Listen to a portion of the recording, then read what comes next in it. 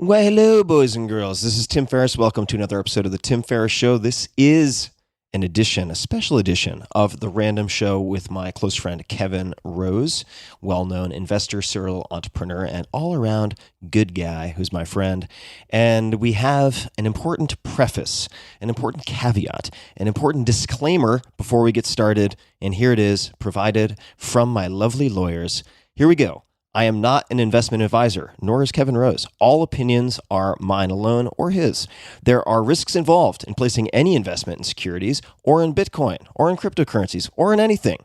None of the information presented today, or really anytime, since you might be listening to this anytime, is intended to form the basis for any offer or recommendation or have any regard to the investment objectives, financial situation, or needs of any specific person. That includes you, my dear listener. So, everything you're going to hear is for informational, entertainment purposes only.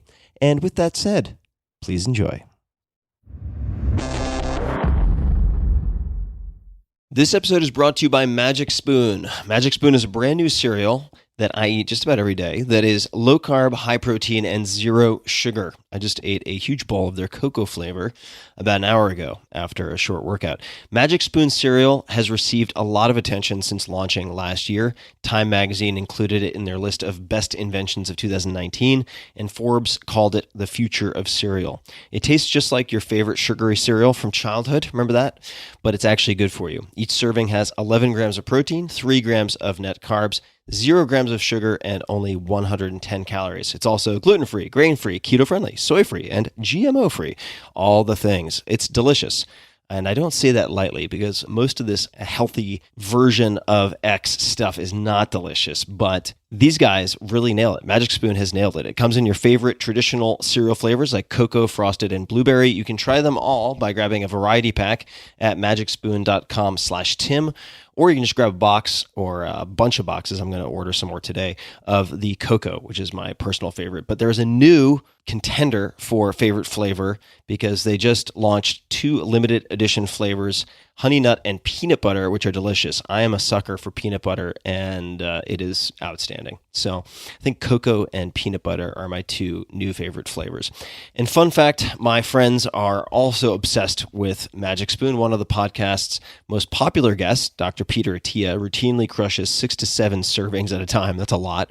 With no glycemic response. He's looked at this with a glucometer. He likes it so much he invested. Other friends, 2 very fine gentlemen and also past podcast guests, Kevin Rose and Ryan Holiday, also invested. So check it out. See what the buzz is about. Go to magicspoon.com/Tim and grab a variety pack or cocoa, which is my favorite, or anything else. But see what strikes your fancy. Why not? Try a variety pack and be sure to use code TIM at checkout.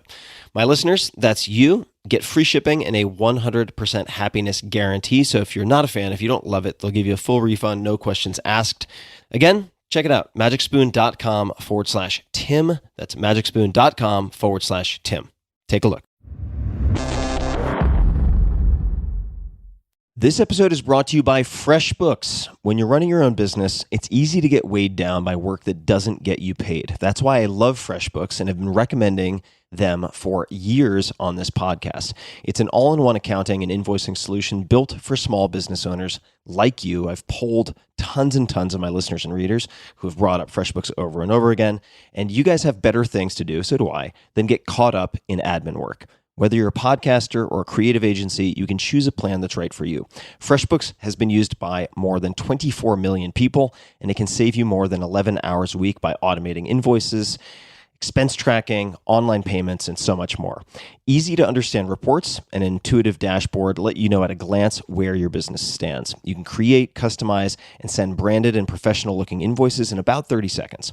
You can also avoid that awkward exchange with your clients about overdue payments. FreshBooks automates sending late payment email reminders and allows you to send a customized message on your behalf.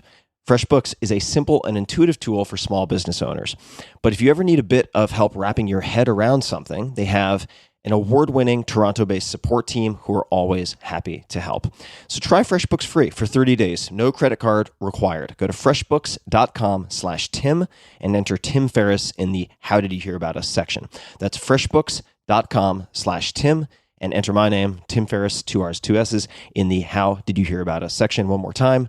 That is freshbooks.com/Tim fave.com/Tim. Optimal minimal.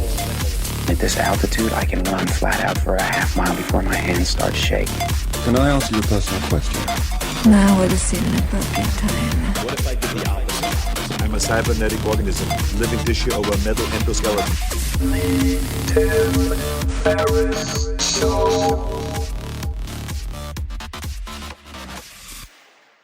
Welcome to another episode of The Random Show. This is episode number 7,496.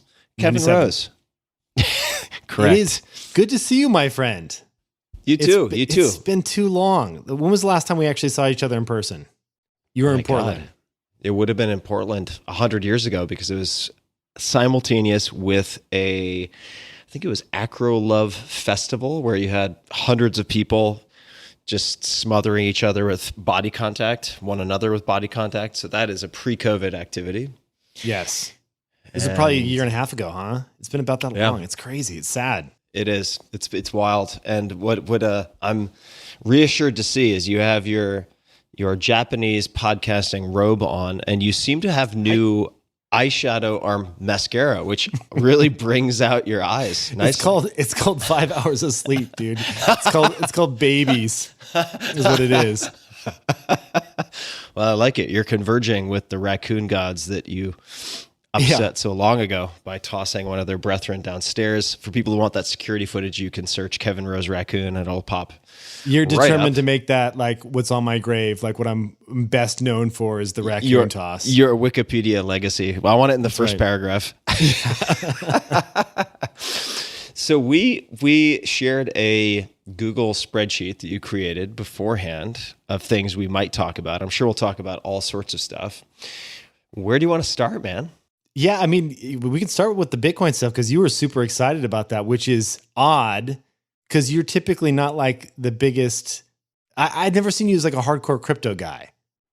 I would definitely not self-describe as a hardcore crypto guy at all. I just happened to have this combination of ignorance and laziness, which led me to hold on to the Bitcoin that I had. Oh, so you're stoked. That's why. I'm like, why is Tim so excited about this? Because you have a boatload of money right now. Well, I mean, I don't know if it's a boat, if it's a boatload, but I've held on to it. I mean, look, anyone who is holding, just to put a timestamp in this, it's January 8th, 2021. Bitcoin, I believe for the first time ever, just crossed $40,000 per Bitcoin. It was 41 this morning, yeah. Yeah, so anyone who has ever bought Bitcoin to the unexamined or unexamining eye looks like a complete genius, right? But it's not possible that everyone bought Bitcoin for the right reasons or through the right process. But nonetheless, here we are, and it's exciting to watch, even if it may implode. And people are drawing comparisons and certainly pointing out the differences between 2017 and now, where we saw this huge spike several years ago and then a consequent crash. Now, I should and that's point happened out, several times now. It's happened several times, and I should also point out that I got into crypto in a meaningful way right before that crash in 2017. So if I had consequently sold all of it, I would have done so at a pretty massive loss. And I was like, well, look, I'm playing with house money in the sense that I can afford to lose whatever I am putting into crypto. So I'll just hold on to it. And the premise that I used, or the set of assumptions I used to get into crypto, ended up being totally wrong in a lot of ways, at least in the sense that I was investing in crypto as a hedge, specifically against, say, a huge drop in the stock market, since I had a few different pending IPOs and so on with This is like angel investments. pre-Uber IPO, basically. Yeah, exactly. And so I made a bunch of very tenuous leaps of faith in my logic to look for different ways to hedge against the possibility that a market collapse could drag Uber down with it, right? So nothing stock specific, meaning nothing Uber specific in that case. And I mean, you literally could have just hedged the market though at the same time, right? Yeah, I mean, look, I could have hedged the market. I don't know much about shorting or hedging or anything like that. And when I looked at it, even in any cursory way, looking at the stuff that's allowed, no gray hat stuff, it seemed very expensive to do it effectively. And so I decided to become involved with crypto, also because if you're in certain social circles with certain very smart people, yourself included, I mean, you've played a lot in the crypto sandbox, so I want to hear from you more than me. It's easy to get intoxicated, and it's easy to kind of walk into this reality distortion field where you're like, the world is going to Mad Max in the next 48 hours, and crypto will be all that survives. Not saying that's your argument, but the point I wanted to make is that if you look at the timeline, so 2017, boom, right? The sort of tulip bulb craze of crypto at the time sort of tanks, or at least Bitcoin. And this time around with COVID, a lot of Bitcoin bulls and so on were expecting that Bitcoin would be inversely correlated with these crashes and it would shoot through the roof. But that's not what happened. Right. Not what happened with gold either. And I think what was underestimated was how many people would need cash, right? And when you need cash, you sell whatever you happen to have. And if you have, for instance, as a lot of people got themselves into trouble by borrowing against assets, so they took out, say, lines of credit based on the value of their stocks, and then when the stocks cratered, those all got called, and bankers and everyone else calling up, Joe Smith, and like, hey, Joe Smith, we want all our money right now. And they had to sell anything they could sell that was liquid. And that would include a lot of crypto.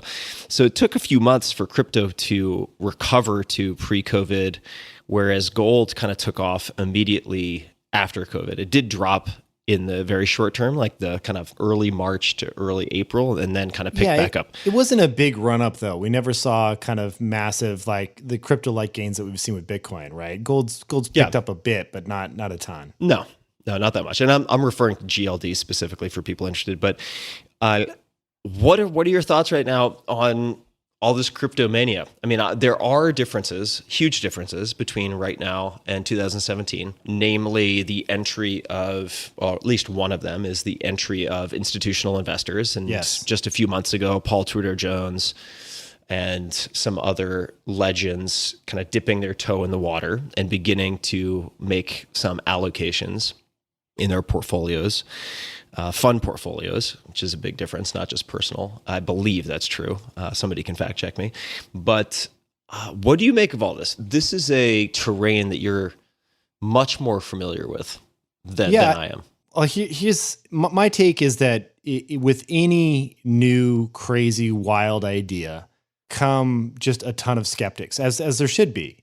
And when Bitcoin was first launched and we were all playing around with the very early wallets, and I remember just buying coins and picking them up, and I wasn't really early, like I wasn't, in the pennies, but I was buying them around $10, $12 a coin, something like that.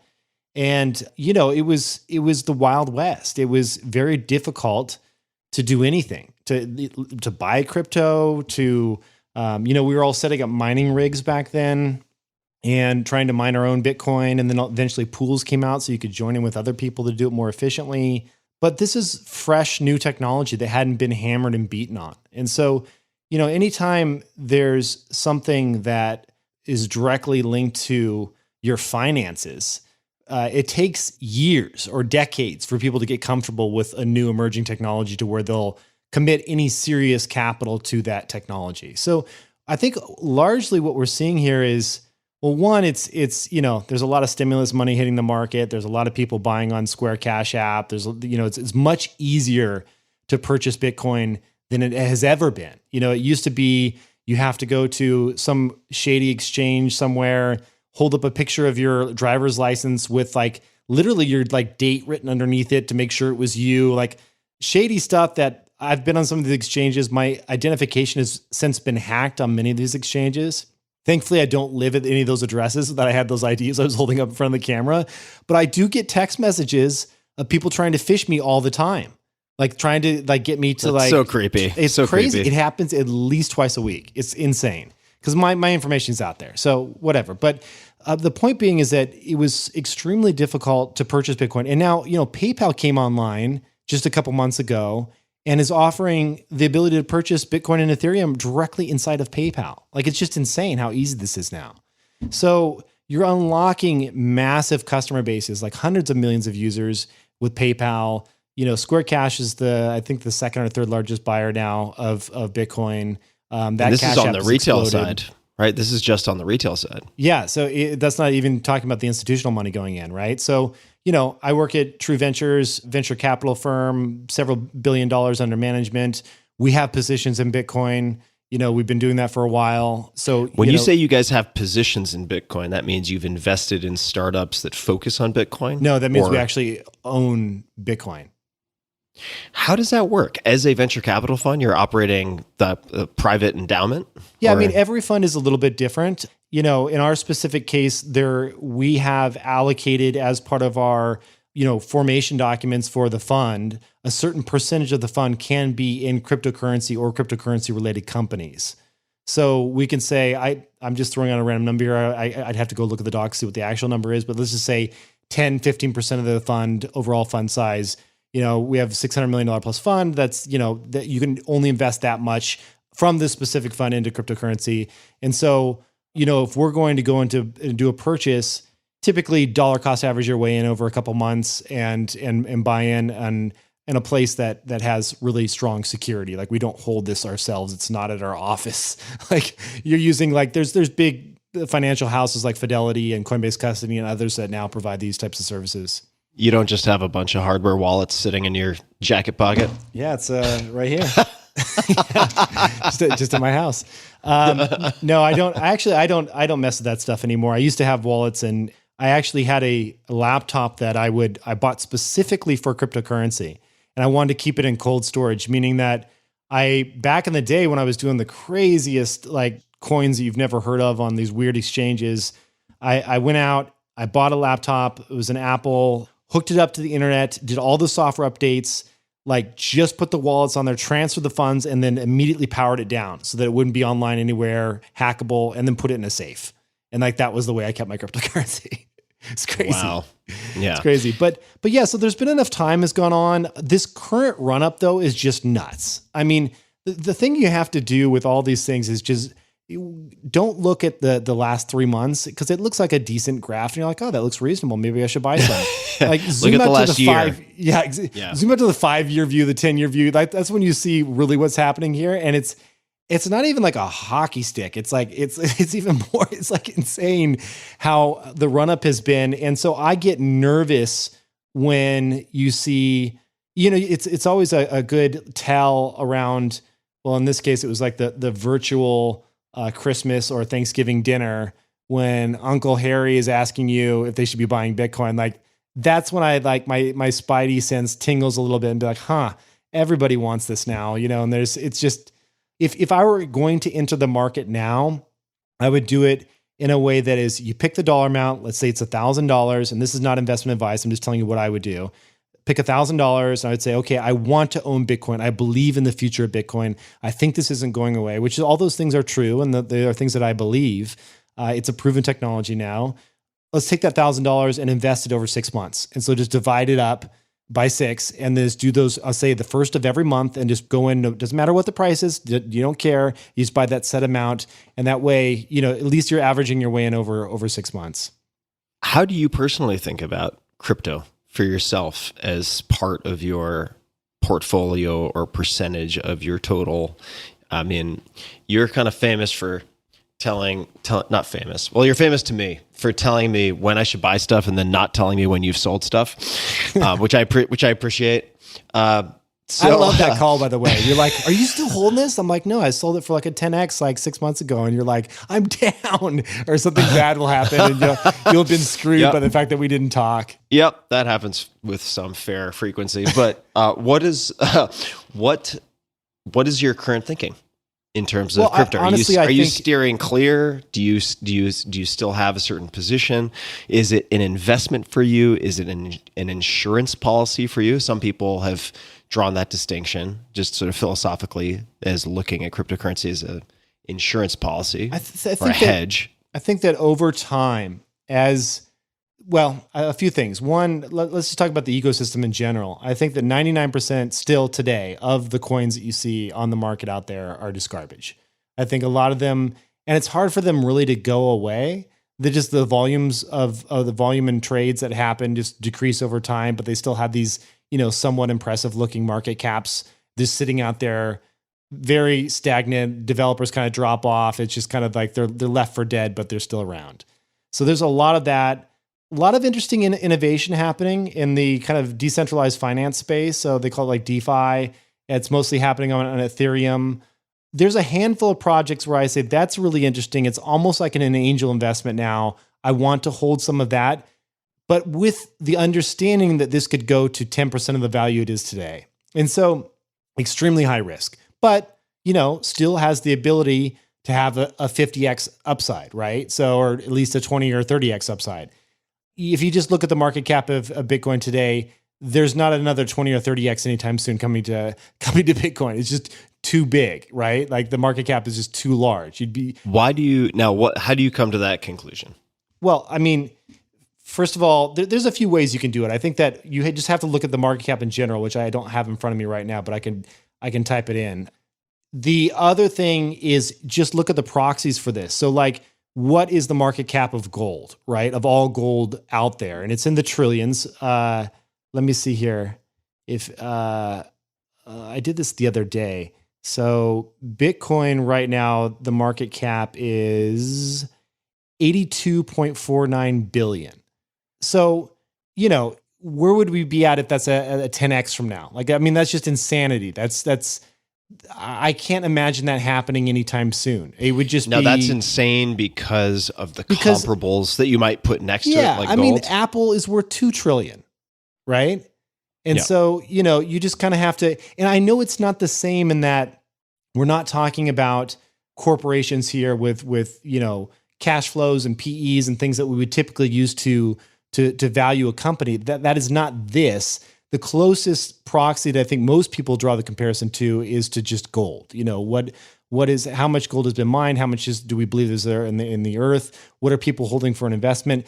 How much of it is actually being worn? Like there's a lot of other ways. So there is a lot of potential upside in Bitcoin, but I don't think, for me, it's not that I wouldn't hold it. I would definitely hold it.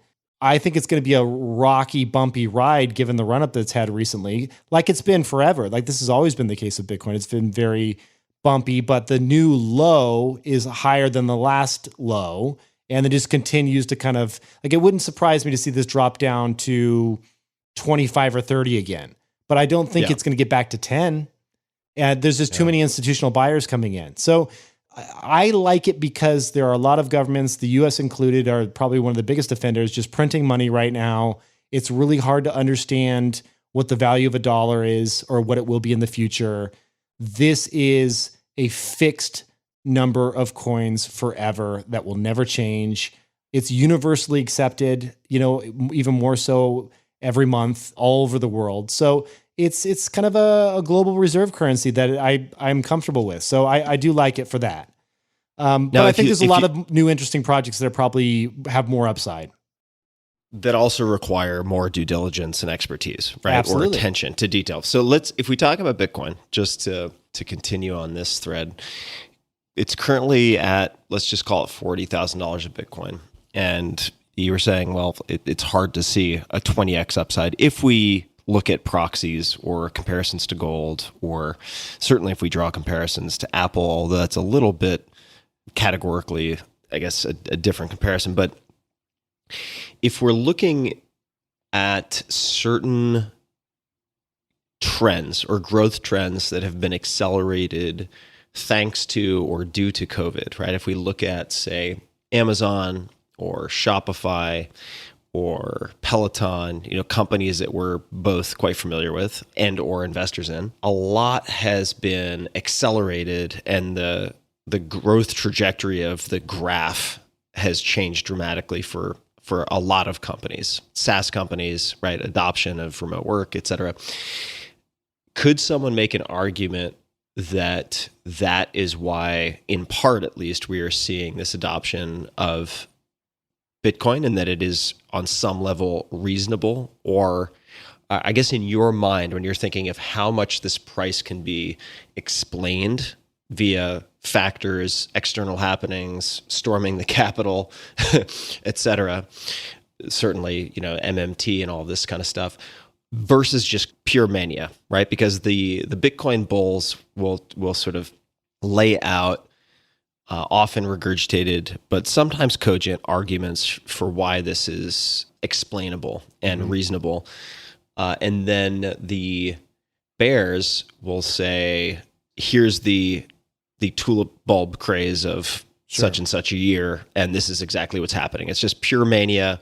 There's nothing to it besides greed and human psychology run amok. Where do you fall in thinking about explaining the price? Because if you look at institutional adoption, we're still super early. We are. Super early in institutional adoption. And by institutional, I mean, there are wide ranges of institutions.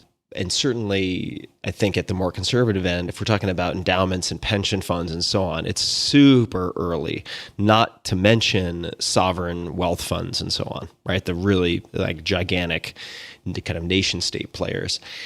So, yeah, what do you think? I mean, from an institutional adoption perspective, it's super, super early. That does not mean, though, that the tiny amount of adoption up to this point, plus Square, plus PayPal, have organically produced $40,000 per Bitcoin prices, right? That's a lot of word salad I just threw at your face via Zoom. Yeah, so maybe you can speak to that. Well, I think that it is really hard if you look at the people that are actually looking at the blockchain and watching where assets are moving. Some promising and also some really scary things start to emerge. And so I think the promising side is just the average consumer now has access to purchase this with just a couple clicks and Apple Pay and everything else. Like that's the ease of purchase is gone, as we mentioned earlier. It's simple now. So that has unlocked certainly a lot of demand, especially around a hype cycle. We know about the institutional side. I agree with you that it's very early days there, and there's been several proposals, and there are new ones out there for a Bitcoin ETF. I think that happens, and we start seeing these appear in people's 401k accounts, and things just go bonkers. The scary side of things is some of the price manipulation that's going on. And so, there are ways to manipulate the price. And this is, well, I'll bring it up in with the caveat that it's being talked about on the internet, so I'm bringing it up here. It is not my view that this is happening, but it is being talked on the internet, so it's worth mentioning. So I say that from a news perspective, not from an accusatory perspective, and that is that there is a lot of preamble for Kevin Well, Rose. I'm trying to say that because I don't want them to come after me and like just sue the shit out of me, basically. So there's a stable coin out there. When I mean stable coin, for those people that don't know, there are a bunch of coins out there that you can hold as cryptocurrency that are pegged to an asset, like a fiat asset that we know, which like say the US dollar. So if you hold USDC is what it's called, the coin, and you hold one of those coins, it is worth $1, and that never changes, it's just pegged at that price. And so there are a bunch of these, and one of the larger ones is called Tether. And so Tether is, we don't have, well, here's the thing. There's been some analysis of some of these transactions, and Tether, if you can imagine, if you control, and it is centralized, if you control, the way that Tether is supposed to work is this. If you send Tether $1,000, they issue you $1,000 worth of Tether coins, right? That makes sense. If you go to redeem them, they give you back the $1,000, right? And so it kind of grew, and well, I shouldn't say kind of grew. It's massive now. And let me ask a novice question. What is the use case for that? Why would someone do that? They want a mobile, they want anonymized. Stability. They want stability. Yeah. So imagine you're sending your aunt in Costa Rica $100, and you want to make sure $100 gets there, not $92 because Bitcoin dropped, or maybe she'd like if it went up. But it's like you need the stability, and it can also be used for a whole slew of other things. They do lending with it, where you can earn interest on it. That's what a lot of the decentralized finance comes from. Anyway, so Tethercoin, for example, is one of the first ones, one of the first stable coins. And it has a $23.93 billion market cap. Now, there are currently some ongoing investigations into what's going on behind the scenes at Tether, because there are some allegations that they're just issuing new Tether and buying Bitcoin without there being the reserve USD to actually back it up. So there's been a handful of articles. You can search Tether, whatever you want to call it, like scandal or whatever you may be into Google News, and you'll see that people are looking at this and saying, huh. And there's several organizations, like government organizations, that are looking at this and they're saying, okay, we need to peer inside here and make sure everything is kosher, because if it's not, they could be just propping up the Bitcoin market and buying Bitcoin with fake minted Tether stable coins. And if that's the case, and that comes out, it's going to be a shit show for a few days. It's the best way I could describe it. Do you think, that's probably a Worst fair kind of description, the shit show. Do you think, not knowing anything about it, that they have sufficient volume to prop up, so to speak, the Bitcoin price, or to inflate it? Well, I mean, just to give you a sense, in the last 24 hours, they've done 114.31 billion in volume. It's heavily used on some exchanges. Some exchanges won't touch it. There's some exchanges that you can't even purchase Tether if you wanted to. So it is the one piece that I look at and I just say, gosh, I don't like where this is trending. And some of the people that are looking into this could really put a big black eye on the market. It doesn't mean that Bitcoin is a fraud. It has nothing to do with Bitcoin. Bitcoin is a legitimate technology that works well. It's well secured. It's been hammered on. Like this doesn't mean Bitcoin goes away, but it does mean that if there's spook the hell out of lots of people. It spooks the hell out of a lot of people, and it also shuts down ETF talks and all those other things, because a lot of the reasons why these ETFs for Bitcoin aren't being approved is because of these claims of this type of market manipulation. So it's but to your earlier ask around, like, how do you think of this when it comes to portfolio construction? And again, I'm a venture capitalist, not a registered investment advisor. This is not a financial advice. But for me personally, I think informational purposes only. This is informational and entertainment purposes only. If Tim says that,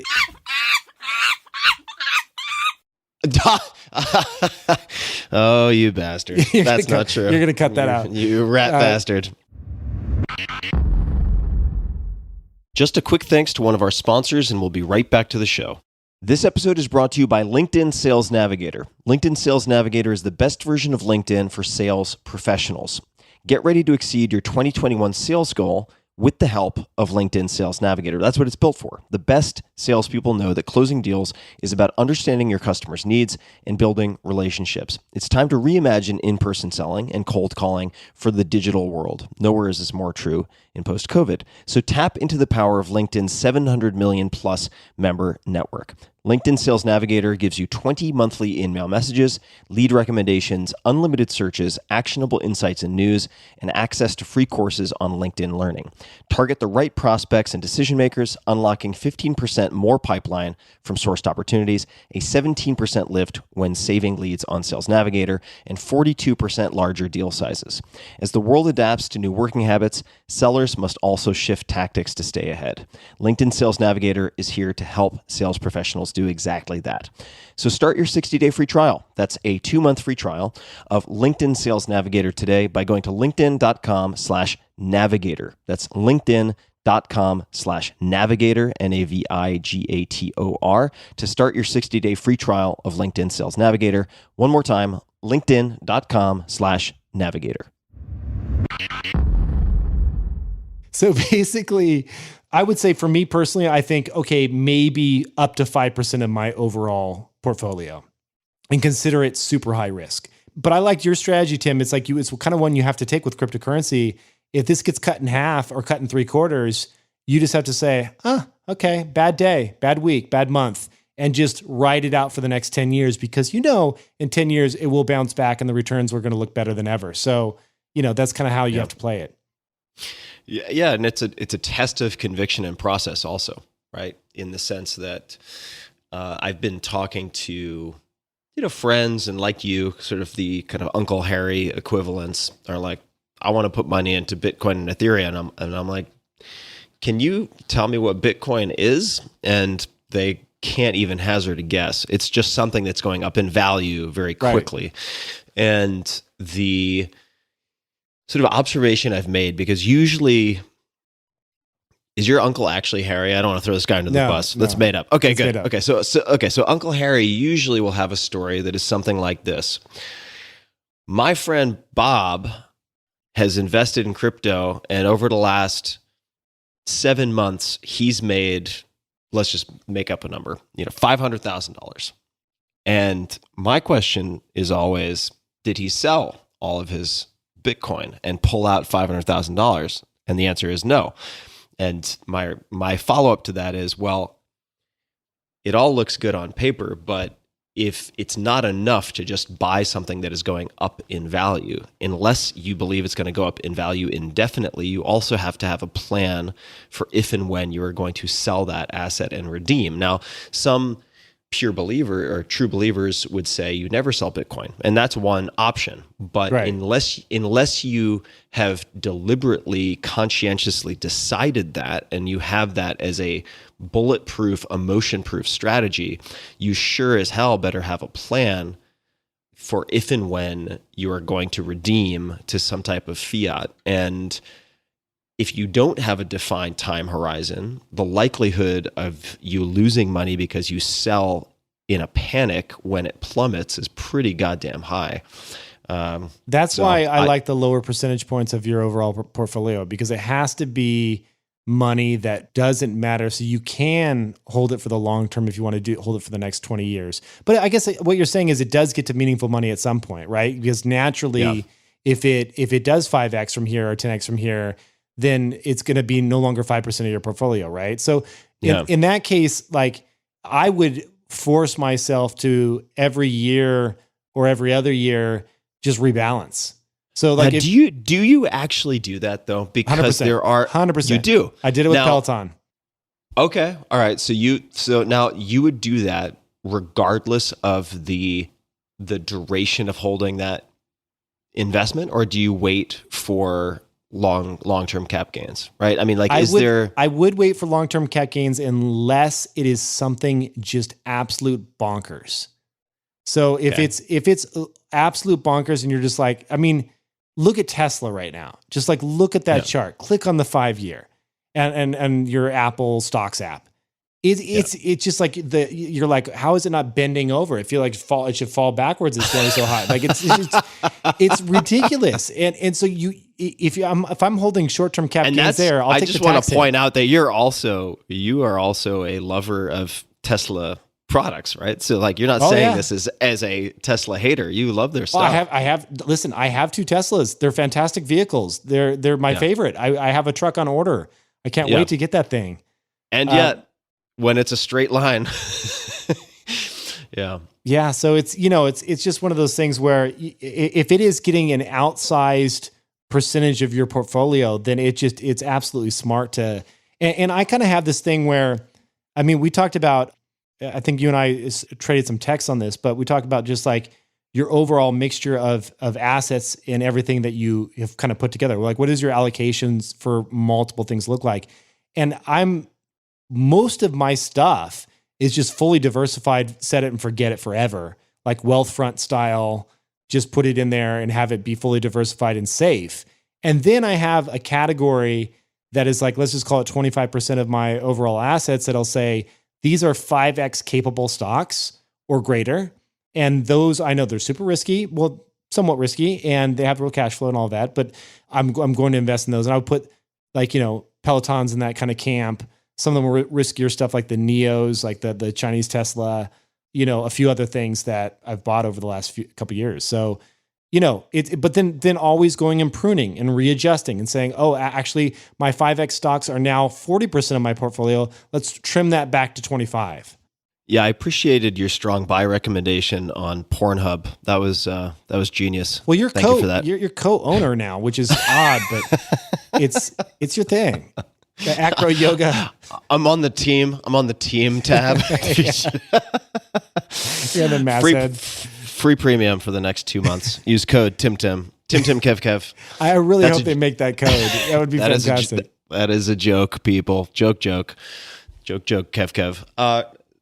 Now, I had a follow-up to that. Oh, the follow-up was really more a commentary because I think some people will be very interested in this conversation and others will find it inside baseball, or just they'll think that it's kind of rarefied air investment talk. And I would on one level agree with that and on one level disagree with it, because we're sitting here at the beginning of 2021. 2020 has been such a fascinating and punishing laboratory for looking at the consequences of good and bad decisions. And there are many places where it's difficult in many ways to quantify those upsides and downsides and risks. Certainly with COVID, with certain information available, other information unavailable or pending, it's been challenging. But one of the playing fields in which you can look at decision making as sort of a microcosm of the macro, right? Like you get to see how decision making that transcends investing shows itself with stocks, crypto, whatever it might be, right? In other words, if you are able to observe and hone your decision making with even very small investments, I believe that transfers into, if you're self-aware, that can transfer into better decision making in other areas, right? Because we're all investors of time, energy, capital, and you can choose to become better at those things, or you can remain blissfully unaware. But one way or another, you are making decisions about investment every day. So that's another reason why I've paid attention to this a lot in the last year. I mean, I think there have been some incredible opportunities also in the last 12 months, but more than that, it's just a lens through which you can look at how rational you are, how subject to emotional swings and corresponding bad decisions you are. And it tells you a lot about how you might make decisions, or more concretely, make rules for yourself in 2021. So can you give me an example of that? Like, I'm really curious, Yeah. like outside of Yeah. finance, how have you applied this to other areas of your life? Well, so for instance, in 2020, one of the biggest lessons or takeaways that I had for myself in investing, then I'll talk about how I would apply that, is that this is going to sound so rudimentary, but I've been very lucky, and also I think very good at picking things to invest in over time, right? If you just look at the last 10 years, 12 years, net, things have worked out pretty well. And there are a lot of circumstances, there are certain trends that I accidentally took advantage of, some that I deliberately took advantage of, but blah, blah, blah, blah, blah. I'm pretty good at placing bets. I am very weak, I would say, on exit strategy and knowing when to get out of positions. And this past year, I realized that 3 years, looking at a 3-year time horizon for anything publicly traded seems to be incredibly comfortable for me, in the sense that I can't predict what things are going to do, what companies are going to do what in the next 3 months, 6 months. I have no fucking idea. No idea. Right. I mean, there are just so many curveballs that can be served to any company. Mm-hmm. 5 years, I mean, geez, 5 years. Now we're talking about like Google starting to usurp Yahoo, right? I mean, that's like a long enough period of time, especially with exponentially developing technologies, that 5 years is very hard to call. But like 3 years, if I'm looking at certain types of companies that I feel like I understand pretty well, Amazon, Shopify would be two examples. I think Spotify also. I'm investors in all of those. And again, this is not investment advice. I don't know how many times we have to say this to cover our asses, but this is, your mileage may vary, and I only invest in things that I feel like I really, really understand deeply. Yeah. And I'm the same way. Yeah. So 3 years, I'm looking at certain trends. I have an audience, fortunately, and a lot of friends who are kind of the tip of the spear with early adoption. Not all of those things work out, but when you see then it begin to kind of hop the fence from, say, my friends or my audience to people 1 degree removed, I'm like, okay, that I think is worth paying a lot of attention to. So that has been a new rule that I've established for myself, specifically for publicly traded equities. Yeah. And the way that that's applied to my life more broadly, and we're gonna don't worry, folks, we're gonna get to other points besides crypto and investing, is looking at, doing a full review of 2020 and then looking forward to 2021, thinking out 3 years as opposed to just 2021, and thinking about what types of sort of regularly occurring practices I want to have. And I can give some examples when we get into it. Over a 3-year period is really calming for me. Mm-hmm.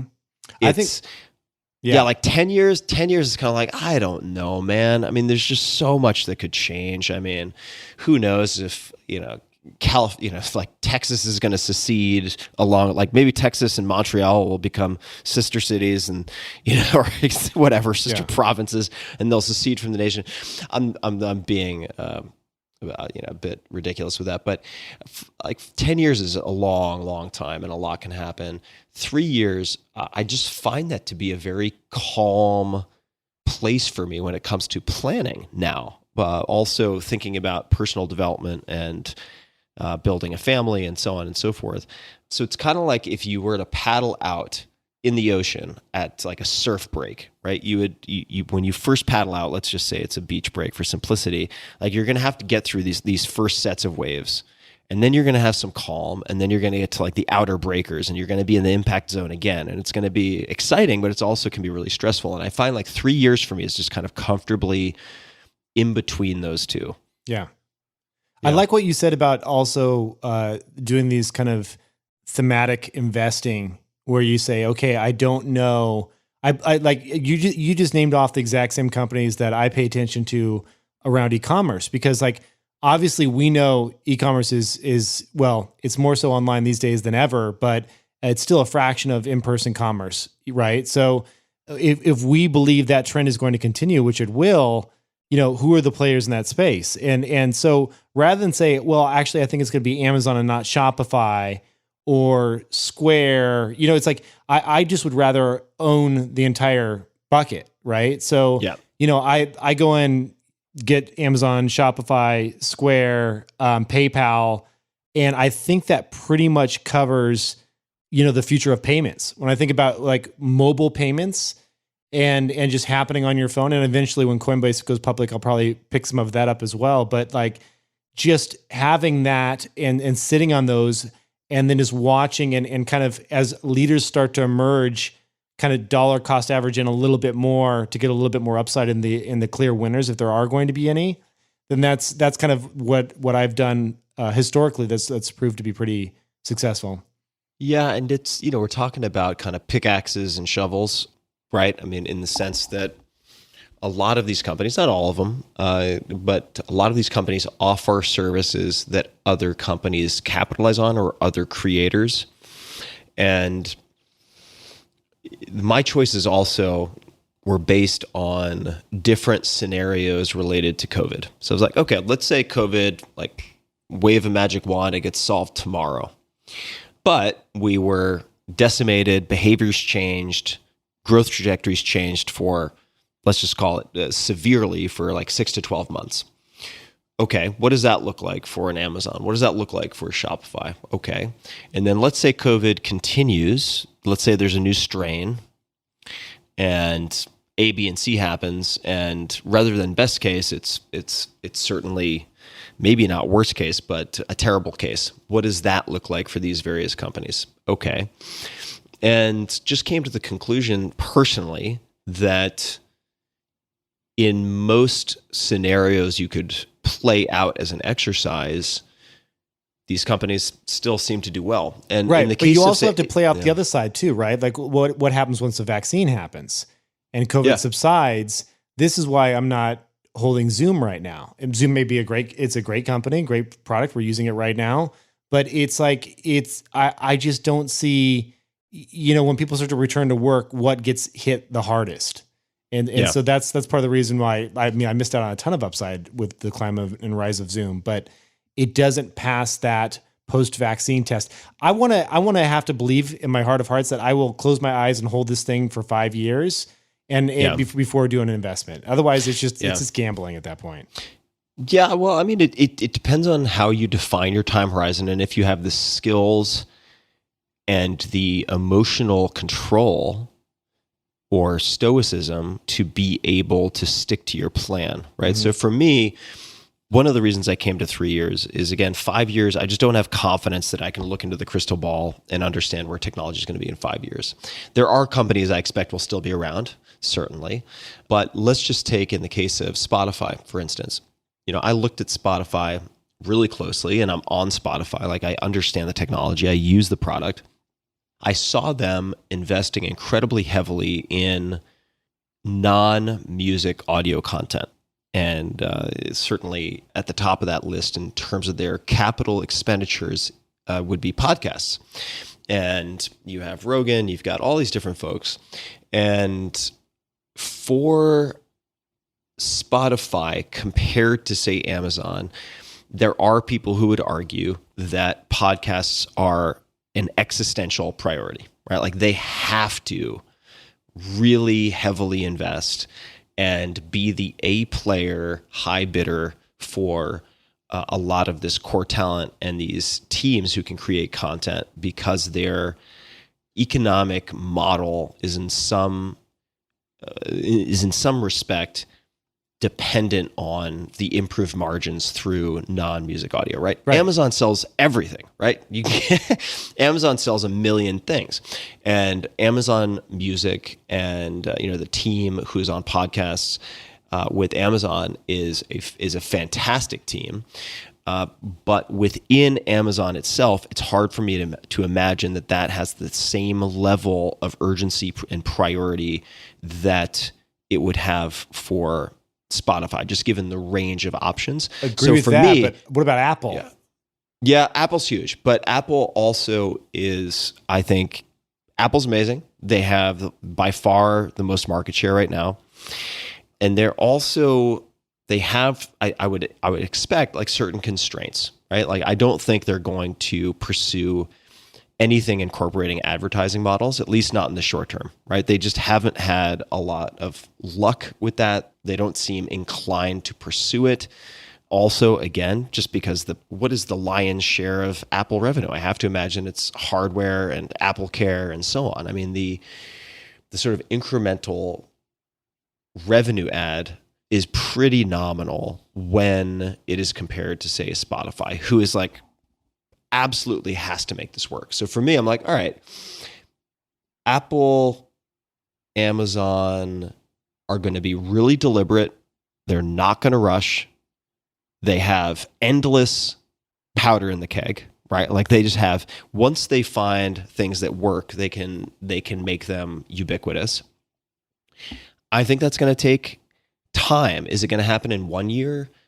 Maybe, but I think pretty unlikely, which is why I think Spotify will continue, I mean, if I had to guess, to invest very heavily in trying to solidify their position as the go-to platform for sort of talent and content creation within the kind of predefined parameters of non-music audio.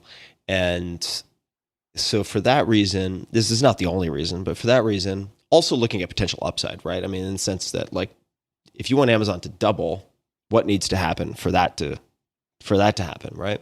And then if you look at Spotify, for Spotify to double, what might need to happen in order for that to be the reward that the market and retail investors sort of bestow upon it? And the answer is, I mean, I feel like a lot less needs to happen for Spotify, right? I'm not saying Spotify would ever do this, but like, if Spotify were just to redomicile and avoid all of these various problems that they have with their current situation, not that they would do that, but like, certainly there are steps they could take if they needed to that would dramatically change their financials. And again, what the hell do I know, right? Like, I'm not an analyst, but yeah, but this is your world, though. I mean, podcasting is like, that's your DNA. So I feel like you would know a lot when it comes to that. Yeah. I mean, I also see, and you and I have texted about this, where people you wouldn't have expected to use Spotify are now using Spotify. Yeah. Right. And it's made that hop over the fence in the United States. In Europe, the behaviors are very different. In Spanish-speaking countries and regions, Spotify is extremely dominant, it would appear, based on polling my own audience. And there's just a lot of room. There's a lot of room to grow, I think. Yeah, I agree with that. Like, I think Spotify is interesting from that standpoint. It is certainly, it's a really crappy, razor-thin margin business on the music side. Anytime they can get you anywhere away from one of the major labels, they're making money, right? Because you're paying that $15 a month or whatever it is, $12 a month. I just found out they have I downgraded from the family plan to the duo plan, which is just for two people. So my wife and I just use the duo plan. It saved myself $3 a month. Well done. Thank you, Kevin. Thank you. Anyway, yeah, so it's a great product too. I love the technology. I think that they have invested heavily on the kind of AI machine learning side of things to get recommendations better than anyone has, which is so key for music discovery. I'm a fan on that front as well. Yeah. And I was going to say one more thing. Yeah, I was going to say one more thing on the finance side as well. Fire. We should close off finance and move on to that, because I know we had a few more topics to hit. But I spent a crap ton of time researching and doing my due diligence on the various financial applications for tracking finances. So I just wanted to share this with people because I let my work benefit you in some way. So, I feel that what I've done is I all of us, or most of us, we dabble in a bunch of things, whether it be cryptocurrency or a little bit of like, E-Trade or whatever your brokerage is, or Wealthfront, or, have a little bit of stuff here. You have maybe you have a home or not, or a car payment or not. And I want a universal dashboard to bring all of that stuff together. It's like one place where you can see holistically what's going on with all of your finances everywhere, credit cards, all that stuff. And I've tried all of the stuff out there. Real quick, Quicken sucks. It's horrible. It doesn't work with like half the crap out there. It won't tie to Wealthfront. It won't tie to a bunch of stuff. It's just horrible. So avoid that at all costs. Even though that's like the old school one that sounds like, oh, maybe Quicken's better now. It's not better. It sucks. Now, I have this theory that a bunch of the Quicken engineers got together and were like, yeah, this place kind of sucks, but let's go create a new product. So Quicken came out with a new product that is actually quite good. It says it's called Simplify. So it's simplifymoney.com, SIMPLIFI. You can just Google it. Don't like try and spell it out. Anyway, Simplify it's by the makers of Quicken. So it is actually a fantastic product, and it's somehow competing against Quicken, their own product, which is very weird. I think what happened is, as with any old piece of software, you've got an old school audience that's been baked in for decades, that if you change any user interface element, they go apeshit and they freak out on you, right? Like that's the case with why all these software packages like Word and Excel and all these others, they just are turn into bloatware. You look at them and you're like, why so many icons? And it's because people will complain if you remove anything. It's always hard to take features out. So this is just a really streamlined, beautiful, it's like $3 a month. It's fantastic. Now, if you don't like this, one thing I do like about this, I'll just tell you one of the features I thought was really cool, and I use this for over the holidays. You know how like you go and you return something, like you got a sweater, you return it, but you like never know if it really hits your account again. You don't pay attention. Like maybe there's a way to say I return this and notify me when I get the credit back or not if the credit doesn't come back. Like just some really cool. Like cool little features like that. So anyway, I was pretty impressed with it. It does link with a lot of the stuff. Very confusing why it links with a lot of the places that Quicken doesn't, even though they're the same company. But anyway. That's that. I think Personal Capital, though, is the best one that's out there. Have you used Personal Capital before? No. I don't use them on the investing side. Like I don't put my money with them because they also have like an investing thing. I use Wealthfront for that. But Personal Capital is, in terms of the interface, the holistic interface to bring together all the accounts, it's completely free. You don't have to spend any money on it. and it kind of brings everything into one dashboard for you. So anyway, I've looked at like 10 others that I won't even bore you with, but those are my picks for the show. Sweet. What now you are, how would I put it? You have a financial dashboard fetish.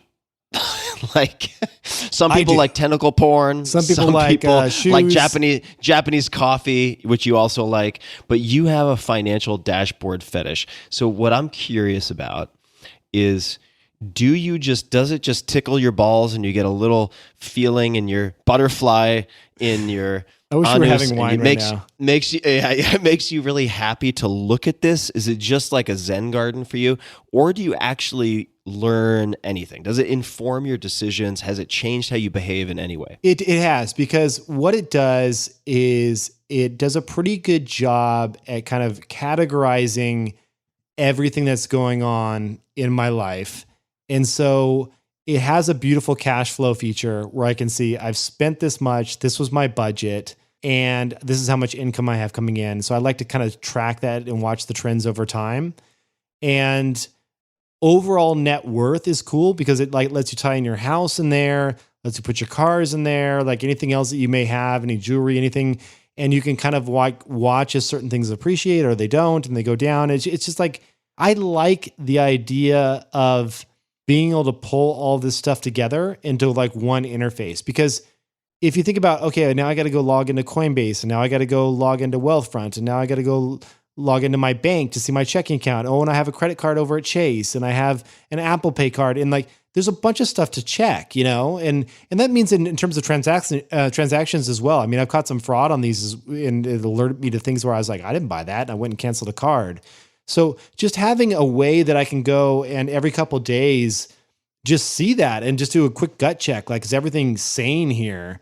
It's nice, and I don't have to log into multiple places, and it's free. So I don't know, it's cool. So you avoid logging into multiple places by giving all of your login information to one entity, or is there some type of auth that allows you to circumvent that, like ulcer producing centralization, which would make me nervous? Yeah. So Plaid it powers all of this on the back end. So Plaid is a company you may or may not have heard of. It was one that we invested in when I was at Google Ventures.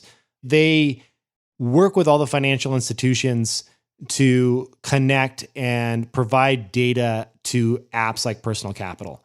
So you're actually not sharing your login credentials with Plaid or with Personal Capital. You're sharing them with Plaid. Plaid secures them. They issue like a token to Personal Capital. So Personal Capital never actually has your credentials. And then they can view your data that through that one like secured vault. So cool. It is nice like that. Yeah, I was worried about that as well. So I'll add one more thing on the finance front, which is I am fucking tired of thinking about anything related to finance or investing. That's been you forever, dude. Yeah, that's been you for 5 years.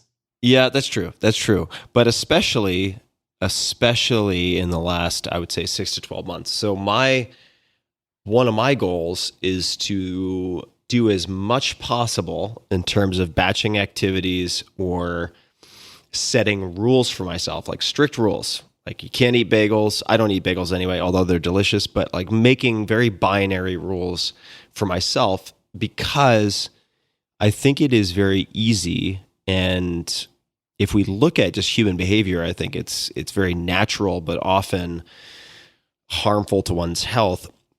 If you have something that is moving up or down, or up and down, if you have something easily quantifiable that to your mind seems like points on the scoreboard, whether positive or negative, it's really easy to spend a lot of time being distracted by these things and looking at these things. I'm thinking a lot more about energy management over the next year than time management. I feel like time management should be a downstream decision based on your energy management priorities and rules. And that is how I'm approaching it. So I am hoping to do effectively zero investing unless I have to make defensive moves or disaster befalls me, which I hope will not be the case.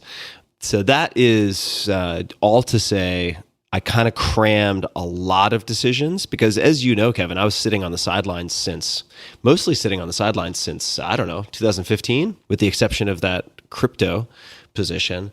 And I don't enjoy it in the same way that some of my friends do, and maybe you do, just the tracking of all of it. I think it's more, I feel like it's kind of a leeching of energy for me, even though it is very addictive. So I'm looking forward to doing things that have nothing to do with investing. And we were talking about in prep for this conversation, talking about, or I guess in the Google spreadsheet, talking about this year, meaning 2021, New Year's resolutions last year. And I do every year for the last handful of years a past year review where I go through my calendar week by week from the previous year and look at the things that gave me the most energy, took the most energy. Some of them are worth it, most of them are not. And trying to identify the kind of peak emotional experiences, positive and negative, and who the people and activities are on both of those lists. So I'm sorry to say, Kevin, you ended up on my negatives. No, I'm kidding. And that's how I then go through and look at scheduling things and spending time or not spending time with activities and people for the next year. And the most consistent energy giver was time in nature and activities in nature. And it's just part of the reason I was so thrilled, and we can kind of go in any direction, but to get as a gift this book, which is Of Wolves and Men by Barry Holston Lopez. And it is probably the best nonfiction book I've read in the last 5 years. It is so cool, unbelievably good. And I have highlights on almost certainly in every chapter. And it's just, I had to modify the way I highlighted because I highlighted so much. His writing is as crisp and clear as Michael Lewis. The structure of his writing is right up there with like John McPhee.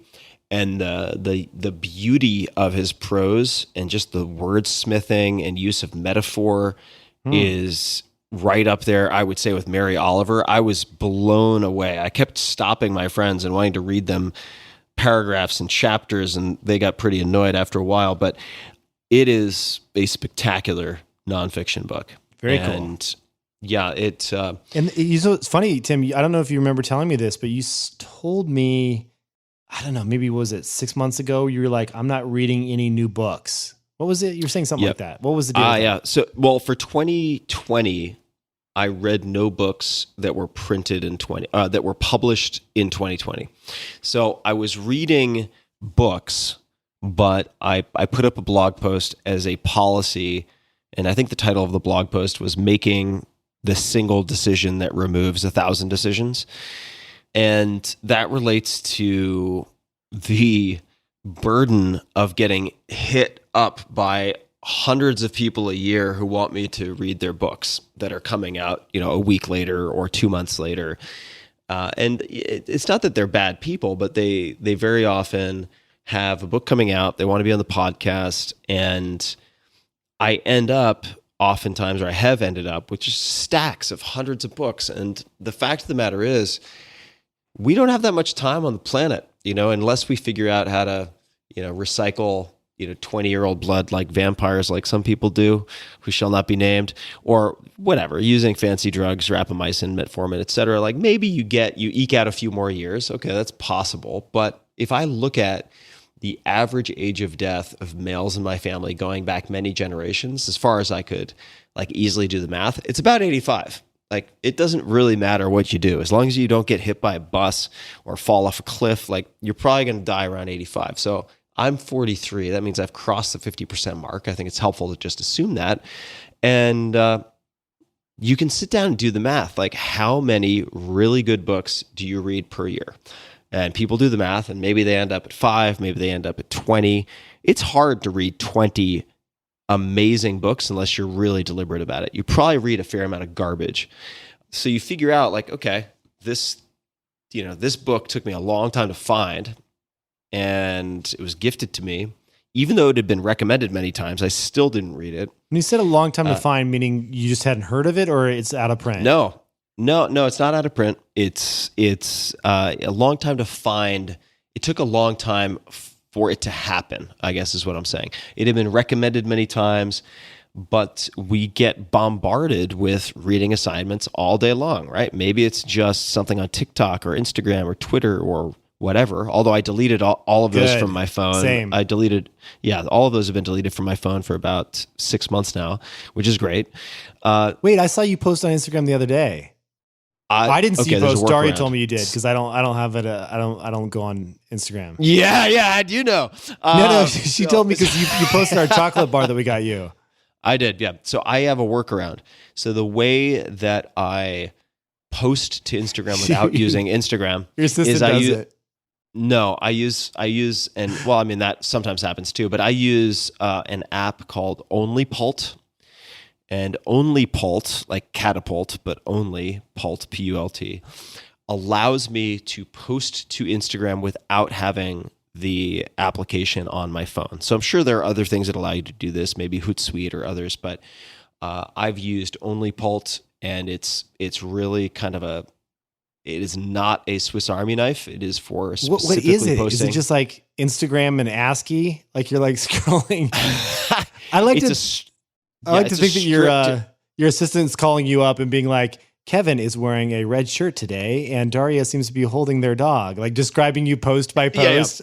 Yeah, I'm like, take out the semicolon. Who uses semicolons? No, I use OnlyPult. Think of it as a buffer for Instagram specifically. So you can schedule social media posts or post immediately using this application, and it posts to your Instagram account for you. So what that allows me to do is I can take a photo of something I think is beautiful or useful, put it on Instagram, and do so without ever being exposed to my feed in any way. So it is, in other words, it is write only instead of read only. I mean, right? You could just unfollow everyone too. And then when you go, there's like a blank feed. Yeah, I mean, I could do that, but then you don't get the DMs and stuff, I guess. But how do you look at your DMs? I don't really use DMs. Yeah, I don't either. Yeah, it's just over the volume isn't manageable. So the point being with these books is like, look at your track record of reading books. And I remember Tim Urban wrote about this, so the creator of Wait But Why, in an amazing piece called The Tail End, which everyone should read. And it talks about how precious time actually is. Everybody listening to this, if you haven't read The Tail End by Tim Urban, read it, reread it. I reread it regularly. And the fact of the matter is, like, I don't know, maybe I have a few hundred books left to read, like good ones. So I don't want to be reading stuff, generally speaking, that hasn't stood some test of time, right? Like this guy, Barry Lopez, won the National Book Award. He was nominated for the National Book Award for this book, Of Wolves and Men. I mean, this is a very high bar, right? They just published the 25th anniversary edition. It changed how people wrote about nature or how people thought about constructing nature writing and nonfiction, period. Like the guy completely reshaped an entire genre of writing. It's incredible. And if you have that high a bar, there are still too many books. So I'm trying to be much more purposeful about my reading. And that was why in 2020, I'm not reading any books published this year, which I am going to extend for 2021. So I'm not going to read any books published in 2021 either. That's awesome. I love that. Yeah, feels good.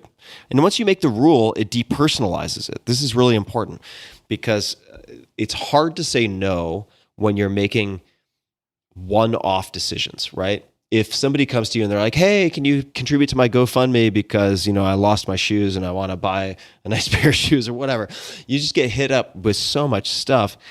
And if it is a personal no, it's hard for people to receive. If it is a policy and you can point them somewhere, even if you say it's a policy, it often takes the sting out. But I could just point to, if you go to tim.blog/new books, I think it is, like it's a short URL that takes people directly to that post on the finding single decisions that remove hundreds or thousands of decisions. And yeah, there it is. Yeah. So if you just go to tim.blog/new books, then it takes you to finding the one decision that removes 100 decisions. And so if I get hit up via email, via text, via fill in the blank by someone I actually know who wants me to read a book, I'm just like, I wish I could, but I can't. I've set this public policy so I don't have to choose among friends. Boom. And I send a link, and that's it. That's the template response. Can I ask And you yeah. how you, well, I'll tell you why I'm asking this question. I'm asking this question because as part of the training that I'm doing with Henry, who we talked about on a previous podcast, who's this Zen master that I study with, one of the things that I do is when I go for walks in nature, and you mentioned enjoying nature is one of the big highlights, the easy thing to do is to put on a podcast or an audiobook, right? And on top of that is to set it at 2.5 speed so you can get through as fast as possible.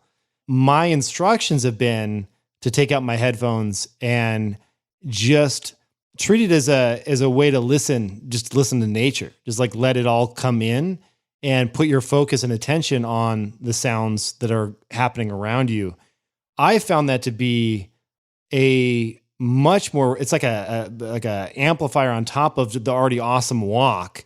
Just this idea of really being there rather than try and do extra things while you're on that walk, right? And so my question is, when I've been listening to audiobooks, I've actually said, okay, 1x speed, because if I'm going to do a book, I'm going to give it my full attention. Are you doing anything like that? Or do you jam through books? Do you read them at night? Like, how do you consume? Well, so there are a few things I'd love to reflect on that you just said. The first, as far as nature goes, I would say that, and I try to think about, much like the energy management leading then to time management, I think a lot, as you know, about the sequencing of things. Like, what is the natural kind of waterfall cascade order in which these things belong? And for me, spending time in nature is about cultivating a very detailed awareness of nature, or acute awareness of nature first and foremost. If I do that, the enjoyment or the contentment that I feel in nature automatically goes up dramatically. So I spent, and part of the reason I'm thinking about this so much is I've had a very hard time reacclimating to Austin. And it's not because of just all the swarms of locusts, aka Californians, descending upon this fair city. Although I'm hypocritical to say that, obviously. It's because it's a city. It's a city, and I spent a lot of time in the wilderness on a farm. I don't want to mention locations, but for the entire summer. So I spent several months walking through the woods every day, where there were black bear and coyotes and so on, and seeing the changes. I would walk for hours, and I got to recognize these very minor, or I should say minute, changes on my walks. I would see which trees changed color first as we got closer to autumn. I would see how tracks presented themselves in certain places at certain times of the day, dependent on weather. And when I came back to Austin, I want to say one thing also. One of the ways that I increased my appreciation for what was around me, because I think if the walk isn't interesting enough for you, you're probably just not interested enough.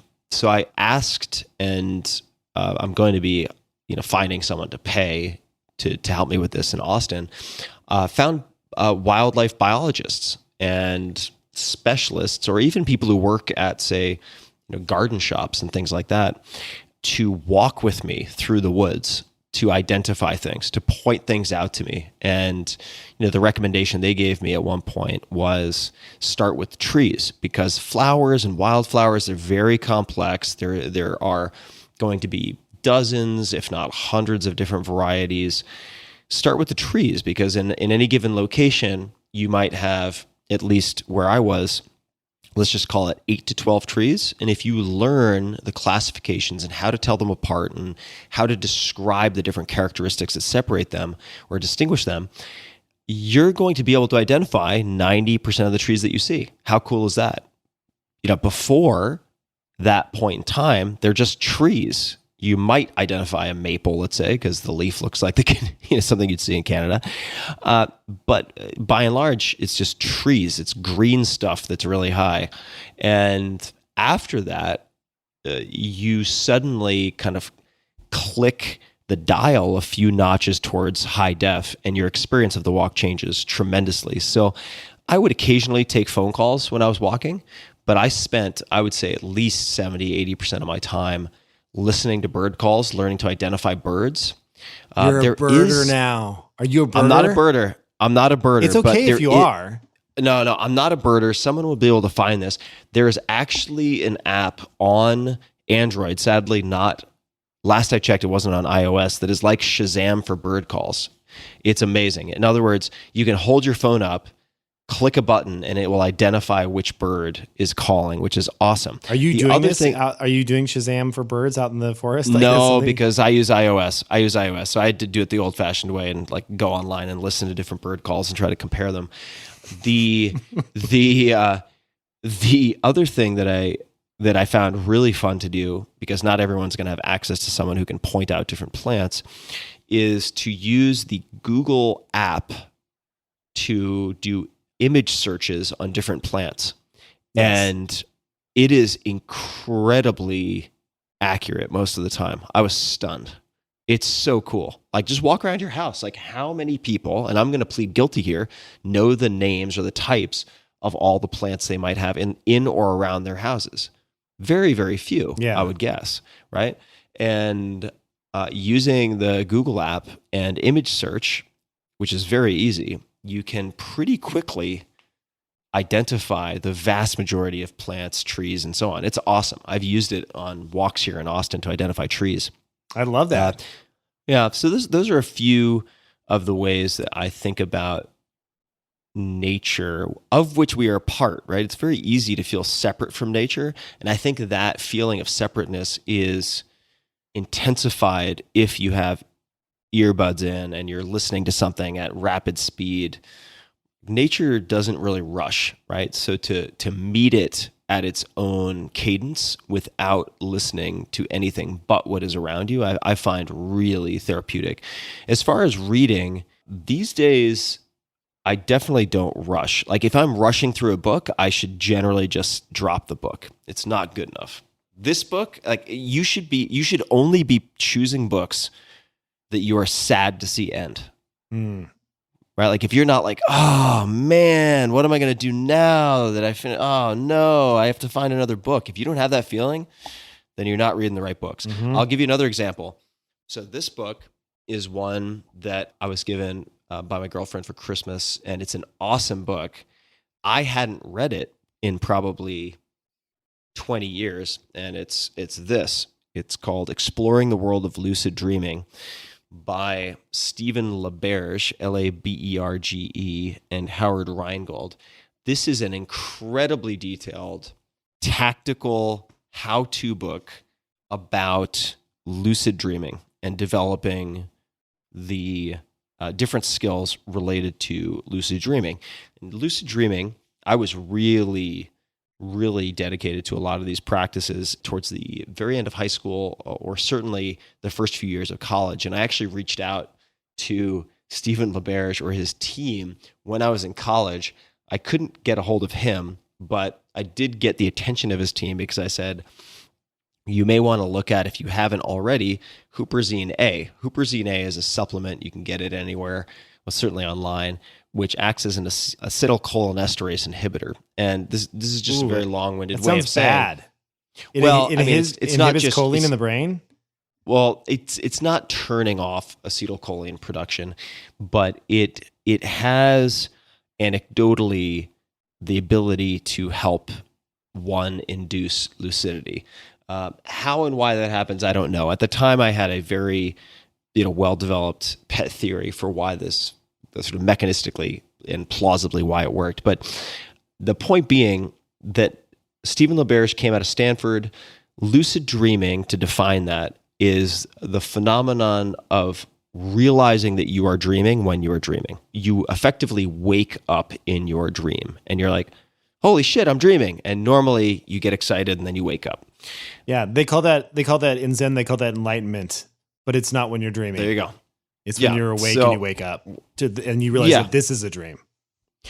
Yeah. So you could start with the lucid dreaming and see how you do with that. This is actually a phenomenon that can be demonstrated in laboratory settings because your eye movements during REM sleep correspond to your eye movements in dreams. So you could hook someone up to, I suppose it would be an EEG in a sleep lab. You will know when they are sleeping and in REM states and so on based on brainwave activity. And then if they have agreed with the experimenter on a predefined set of eye movements, let's just say like right, left, or something like that. Oh. When they become lucid in their dream, they could look following that pattern and indicate to someone who is in the lab that they are in fact aware they're dreaming. It's pretty cool. Could just be closing their eyes and doing that. Well, they wouldn't be able to pull that off because the EEG wouldn't show it, right? That's right. The EEG would just show that they're being dickheads and trying to fool people. Exactly. But the lucid dreaming is it makes you more aware in your normal waking life because you develop the habit of doing what some people might call reality checks, and that is asking yourself the question, am I dreaming or am I awake while you're awake? And then you would test it. And the way you would test that, for instance, if you had a book cover like this with text on it, in a dream, you looked at the cover, at the text, you look away, you look back, the text is generally going to change because your brain is producing the entire experience moment by moment. So that would be one test. Be like looking at text, looking away, looking back. Another would be looking at patterns. Like I'm looking at the wall in front of me in my kitchen and the tiles are laid a certain way. If I looked away and looked back at those tiles, they might be running the opposite direction or at a diagonal. Are your dreams that vivid? Like my REM dreams are just kind of like, I never really believe that they're real. Do you actually like? Well, if you never believed they were real, you would always be lucid.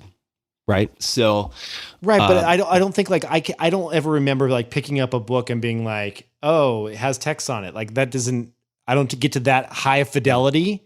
Like, do you work on dream recall first. So okay. You would cultivate dream recall, and it is your grasp on the sort of coattails of details of these dreams is so tenuous that there's definitely a protocol and an etiquette to maximizing dream recall. If you don't do it immediately upon waking, if you move around, if you brush your teeth, if you go take a piss, like it's gone. All of your dreams are gone. You have to be really methodical and strict about it. But it is incredible how quickly your dream recall ramps up and you get to the point where you're remembering oftentimes 3, 4, 5 dreams a night and taking them down. There are ways to improve that. You can wake up in the middle of the night, stay up for 2-3 hours, go back to bed. I mean, there are all these different techniques that are outlined in this book that really, really work. So in high school, when I first became reasonably good at this, I'm not going to say great, but I could usually induce lucidity in dreams at least every other night. And I was in my final wrestling season, and I would manifest this guy, John Smith, who was a famous gold medalist and had a particular type of wrestling with low leg attacks. I think he was out of Oklahoma. And I would train with him. I'd never met him, and I never have met him. But I would train with him. I'd seen a lot of his video footage, and I would train with him in my dreams in wrestling and found that to carry over into my normal practices.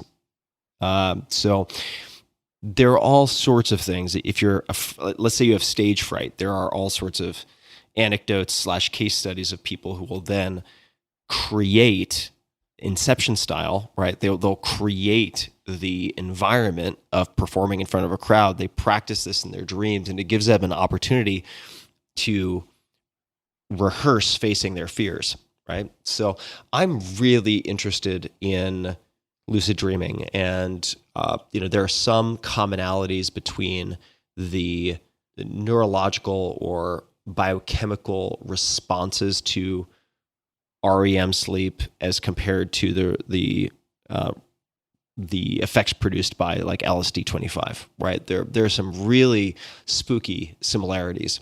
And so this came back to me. This is a book I read many times in late high school, certainly early college. My own copy, which is covered in highlights, is somewhere.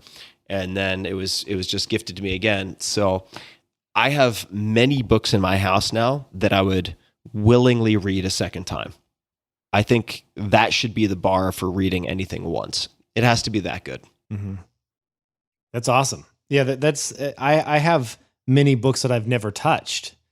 You must have, me too. But I want to get to, it's just like, I tend to like clean out all because like, I know what you mean. If anyone that has a podcast that has more than 10 viewers, that you just get books sent to you, like you get on some publisher's list and all of a sudden like a new book. It's the worst. Yeah. It's crazy. So I tend to gift those mostly away to friends and whatnot. Cool. So what else are we going to cover today? There was a couple things I wanted to hit. I mean, I'd be curious to know what how you're thinking about 2021 and what kind of resolutions you have, if any, or how you think about planning for the new year. Yeah, I mean, I think there was two things looking. I similar to you in that I spent a good chunk of time looking back on the year, and I didn't go through a calendar, but I did look at my New Year's resolutions from last year, which were I failed at all of them, and so I mean, and I look at what I want to do differently this year. And so I've set up some procedures in place. And then there were some wins that I did have mid-year, but they weren't resolutions because I didn't know we were going to be in COVID. And so, I think that COVID, what it did for me is immediately caused me to start drinking more. It was like very easy to finish a bottle of wine with my wife, like, and where you typically be like, oh, we have some left over from last night. Should we pour a little? It's like, no, we cleared a bottle out, no problem. And then went for a beer or something, It was just like, cause we were like, we're going to die. And it's like, if you're going to die, you might as well drink. So I was basically just freaking out there for the first couple months. And that kicked off a point to where I got to, and I said, I'm fat. I feel like I've drank too much. And I need to course correct. And so if I'm honest with myself, I felt really depressed, not in a clinical way, but in a just, this has really beat me down. I miss my friends. I miss traveling. I miss there's things that, and then part of me is like, well, we have clean drinking water, we have food, we have jobs, like life is good. So, but I think it's impacted everyone a little bit differently. And what I immediately went to is said, well, how can I stop and cut back on drinking? And then given that I only have so much free time with two little girls, what can I introduce that is new that gives me some relief and brings my spirits back into a positive place? And so I tried a bunch of stuff. I tried, walking through the forest because I live in Oregon and I got a forest in my backyard. Tried sauna, tried cold plunge, meditation, Pilates, working out, lifting weights, like all those things. And I would do a couple weeks of them and say, okay, which one of these, if you had to like stack rank them, which ones are having the biggest impact on me? Because I can't do them all. Which ones can I do that are having the biggest impact? And without a doubt, I would say the two things are walking and sauna. Those are the two things that are just so key. And I walk every single day now, and it is a no phone, no AirPods, like kind of walk. And it is, it's crazy what 45 minutes in the forest will get you in terms of just like a mood boost, like swinging the arms, moving the legs, like it's fantastic. So that's been huge. Also, in being totally transparent, I did some couples therapy, which I thought was fantastic. And it's not because I thought I was going to end my marriage. Like I'd never got that crazy, but it's just something, you're cooped up with somebody else with a couple of like little toddlers, and it gets chaotic sometimes, and it's like there's no work escape. Work is in the home. Like, there's no way to have that natural kind of break that you get. whether it be grabbing a beer with another friend and then coming back to your spouse, or like there's none of that. You're just on top of each other. And so, we had done couples therapy back before and after we got married as kind of like to give us a toolkit to deal with issues. And it's fantastic. I highly recommend it. It's every single time I've done it, I've never been pissed that I did it. And I've always learned. What recommendations would you give to people who are listening to this and considering it as an option? What any best practices or recommendations for people? Well, I would say at first I was curious, like, are there any new tech plays that I can get into here, like these talk spaces and some of these other things that are out there? And I find that those are really kind of like lightweight, not really meant for couples. It was just like, text your therapist. And I was like, I don't need this. So I found someone that I could actually meet with over like a secure Zoom type connection that is a real licensed therapist. Not that they aren't on that, but a dedicated person to you that's going to give you a full hour, it is not texting back and forth. And I would say, I have another buddy that did the same thing, and he had to get to a second therapist to find the right one. So it's not like just because you find one that you go to and you're like, oh, this isn't what I expected. That doesn't mean the idea of the practice is wrong. You might just not have the right person. And so we found a fantastic woman that is just really good at driving me back to the source of why am I feeling this way, and just opening up the lines of communication to let us and remind us that we're both on the same team. We both want what's best for each other and to support each other and help each other because we're coming from a loving place. But sometimes we get caught up in other things and other loops and cycles and scorekeeping. I'm a big scorekeeper because I've always avoided confrontation. Like my dad was a very verbally aggressive, abusive guy to my mom and had many, many, many good traits. I always like to say that about my dad because he did, but definitely not teaching me on the relationship side. Fantastic father, horrible husband, confusing for me as all hell, right? As a kid. I think that I tend to avoid confrontation and then just kind of keep track of things. And then I get upset and I have something that's like, I've all these things, just come out. And so just like trying to address things in more real time has been a big help for me. And yeah, there's been a ton of little things that I picked up. But anyway, I just wanted to tell people out there, if you're going through rough times, because I hear divorce rates are like through the roof right now. There's like the courts are backlogged. It doesn't mean necessarily that you found the wrong person. You might just need a little help, and that's okay. Yeah, I think the real time versus dropping the mother load of like 17 complaints and sort of freeze framed infractions is really important. Would you share that line that you told me that you use that I think is really helpful? Which one? The one that you said. I think, I mean, so I owe my girlfriend for all of these because certainly I didn't come up with these on my own. And I think she is very conscientious about how she uses wording and language. And you would expect that I would have that as a writer, or supposedly, but when I get upset, I think I tend to throw haymakers, right? Not literally, but I'm less careful with my wording when I'm upset, and it usually escalates or damages things more than it helps. And I'm not a yeller. I never yell, but I can be very blunt. And the wording that she used, and I noted it, and I have also used, is really simple. It's just the story I am making up in my head is, right? And then you have that the dishes are left in the sink because you expect me to clean them up. And when I believe that thought, I feel X. Right. So you're not saying it disarms it quite a bit, doesn't it? Yeah, it's really, and it's not just being nice. I mean, it's being more effective, because as soon as someone is put on the defense, it's game over. Like you're not gonna get where you want it to go. And by saying, and this is also something, if people wanted to study nonviolent communication, I think Marshall something or other, you can find it. If you just search Marshall nonviolent communication. I can't remember the last name, but there is an audio course that is quite good.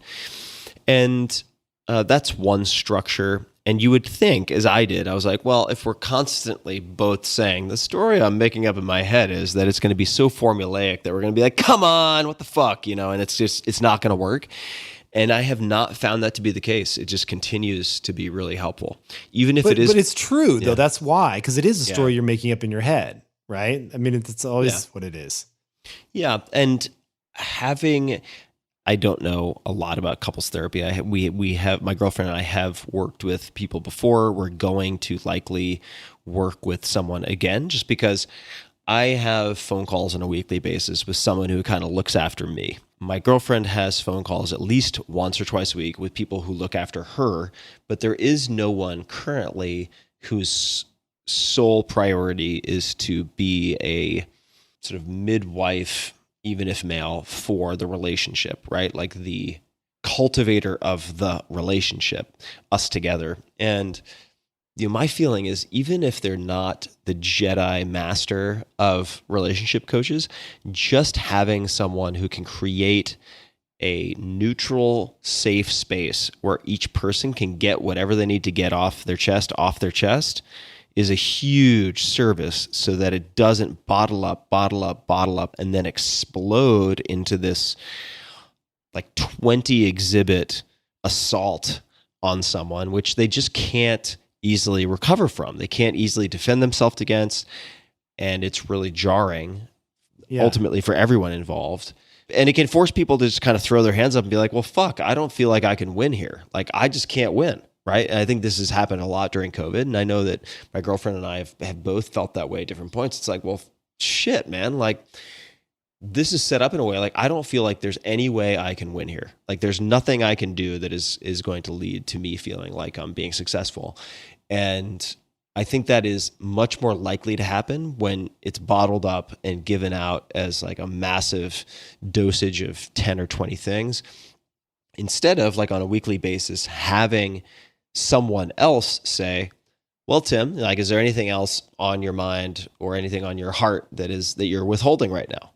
And then I'm responding to a question, as opposed to like snapping over something stupid and then letting all this stuff fly out of my face. That's great. Yeah, I think that the thing that she's helped me with that I forgot to mention is that really just identify who the cast of characters are in your head and how they react to certain situations. Because we all have triggers. We all have these little rough patches that if you just poke the right way, it's gonna put you in an angry or upset or frightened or scared state. And I certainly have those as well. And so I can come at something defensively or offensively from a place that is one of these cast of characters that is taken over my brain at that moment. And when you can name them, define them, their wants, their needs, their fears, their hopes, and you can say, oh, that's so-and-so appearing that has a fear of this. Yeah. And she is triggering that right now. And so just that, bringing awareness to that, just like, if you can catch yourself a little bit, it just, not that it makes it go away, but you're like, oh, okay, here's who's making an appearance. I know how to de-escalate this person, this type of my personality a little bit better than before.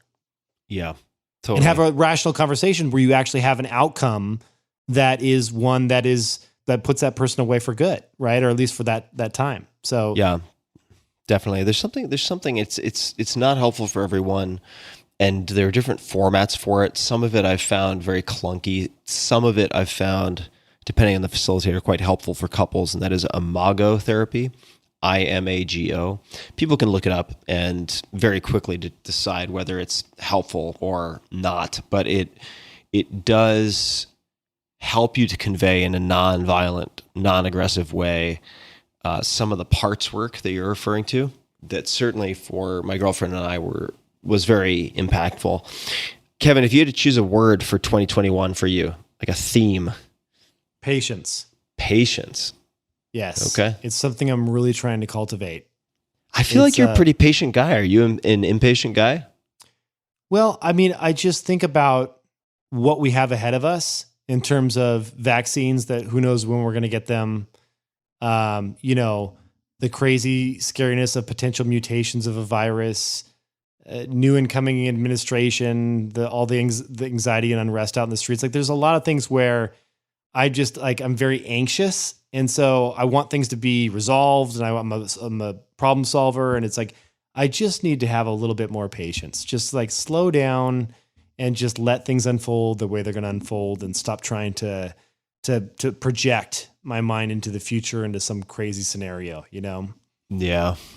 That's a big one for me. And the other thing for 2021 is just really asking myself, like for the drinking thing, that I've been really, really good lately. This is COVID drinking. So it's like, I'm not going crazy, but like more than I'd like to drink. So my new kind of framework that I've put together for myself. Blackouts only on Tuesdays. Tuesdays, no less than 10. No. So what I'm doing is no more than 2. I have found that anything above and beyond 2 drinks just does not serve me well. I'm too old. I wake up like hot in the middle of the night for no reason. It's the worst. Sweating. So bad. Like hot red wine sweats, and then the other thing is never 2 nights in a row. So I may say to myself, I may be on night number 2, and I say, or I want to drink the second night. And I just tell myself, like, can you go one day? Oh, of course I can. And then you go one day, and it turns out the next day you don't want to drink. Yeah. So then it's 2 nights in a row. So it's funny how just separating drinks by a night will help a ton.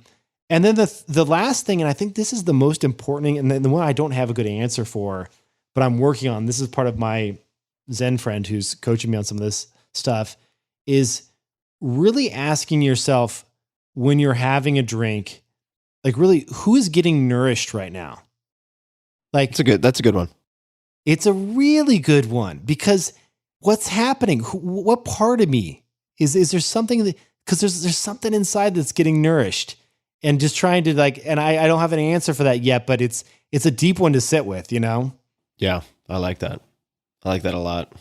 So, question for you: when you look at your graph of drink consumption, as it goes down, is your consumption of edible gummies going through the roof? No, although I will tell you, I did try something new called CBN. Have you heard of this? CBN, I have heard of actually from a grower, but I've never consumed. So there's a here. You should describe it for folks. Yeah. Yeah, so there's a gummy manufacturer out here, and by the way, Tim is saying this, but I'm not a big user of gummies. Like I'm not. I'm just fucking with you, but I do. I can when you have had gummies, it is exceptionally clear in our text messages. That's probably accurate. There's probably pictures of me eating pizza, typing with your elbows. Yeah, it's great. Exactly. Yeah. So basically, on the gummy side, there's a company called Wild, WYLD. They make fantastic. Wait, WYLD? YLD, yeah. And so I think they have them all on the West Coast, and they're starting to spread all over the place. But they do a CBN. It's not really psychoactive, but it really makes you sleep. Like it is. I'm telling you, it's the closest thing I've had to I don't know. It just feels like you took like a sleeping pill or something. Like I take it, and it does have a little bit of THC in there. Like they do put some with it, but Wild makes a sleeping gummy. So, for me, drinks, it's like, especially when, God, man, the news over the last few weeks and the months, it's just been insane. So when you're stressed out, and that's the nice thing about a glass of wine, but a gummy with either CBD or CBN, but CBN more so these days, fantastic sleep with it. And I wear the Oura Ring, and I just got the Fitbit to try out the new sleep data on here. And so I'm tracking all this stuff to see how it's doing. If you have more than 2 drinks, you see it so clearly in your Oura data. It is irrefutable. It turns your sleep into such garbage. It's unreal. Well, resting heart rate goes up by 10 points. And it's elevated all throughout the night. HRV goes down. Like there's just so many bad things that happen. Yeah.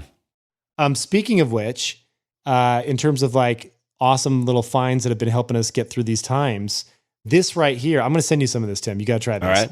What is it? So this is Hinoki wood in here. Okay. And so Hinoki wood is one of the 7 sacred trees of Japan.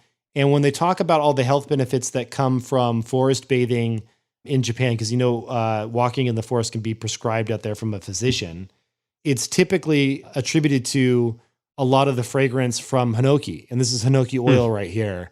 I Cool. found a fantastic manufacturer in Japan of high quality, like cold pressed Hinoki oil. And I will tell you what it is. I have zero, I don't know any of these people. They're all in Japan. It is Hinoki lab.com. So HINOKI lab.com. These oils, they smell so, I mean, you've been to like a Japanese, like proper bathhouse where they have like the essential oils and all this. The stuff's gold. Oh, and I put it in the sauna too. So you can put it in some water and then like pour it over the coals in the sauna. Yeah. Awesome. Yeah. It's a type of cypress. It's a Yeah. beautiful, beautiful tree, really dense foliage. Cool. Yeah, I love planted it. a few of them here in my yard actually. Oh, no kidding. So so I got some. I had some brought in. Jesus Christ. Oh, I love it. It's good to be Kevin Not from Rose. Japan. No. Okay, well, you have to qualify. You say you brought them in. Like I flew them via freight from Japan. Hey man, all that, I'm not all that crypto gold. I don't know Yeah, where exactly. it goes. I can almost 100% guarantee you that you have more crypto than I do. So if you're looking to ransack, Oh, place- Jesus Christ. It's yeah. Well, that's not saying much because you kind of divested yourself of everything. Yeah, Or a lot of things. for sure. I'm definitely more. I'm scared the markets are just like super overvalued right now, so I tend to go safer. Yeah. Yeah. I think there's a good argument to be made for that. If I were to pick a word for 2021, Yeah, what is it? right this moment, it would be mischievous. I think that I've taken a lot of things and myself way too seriously in 2020. And I think I want to bring more coyote energy and kind of prankster mischievousness into 2021. Interesting. So what does that yeah. look like in you? Like Well- like no mask wearing kind of thing, or No, that's just being a dick face. I don't want to do that. No, a coyote. It's joking. more. Yeah, it's more. I think a playfulness and a irreverence, not taking things too seriously.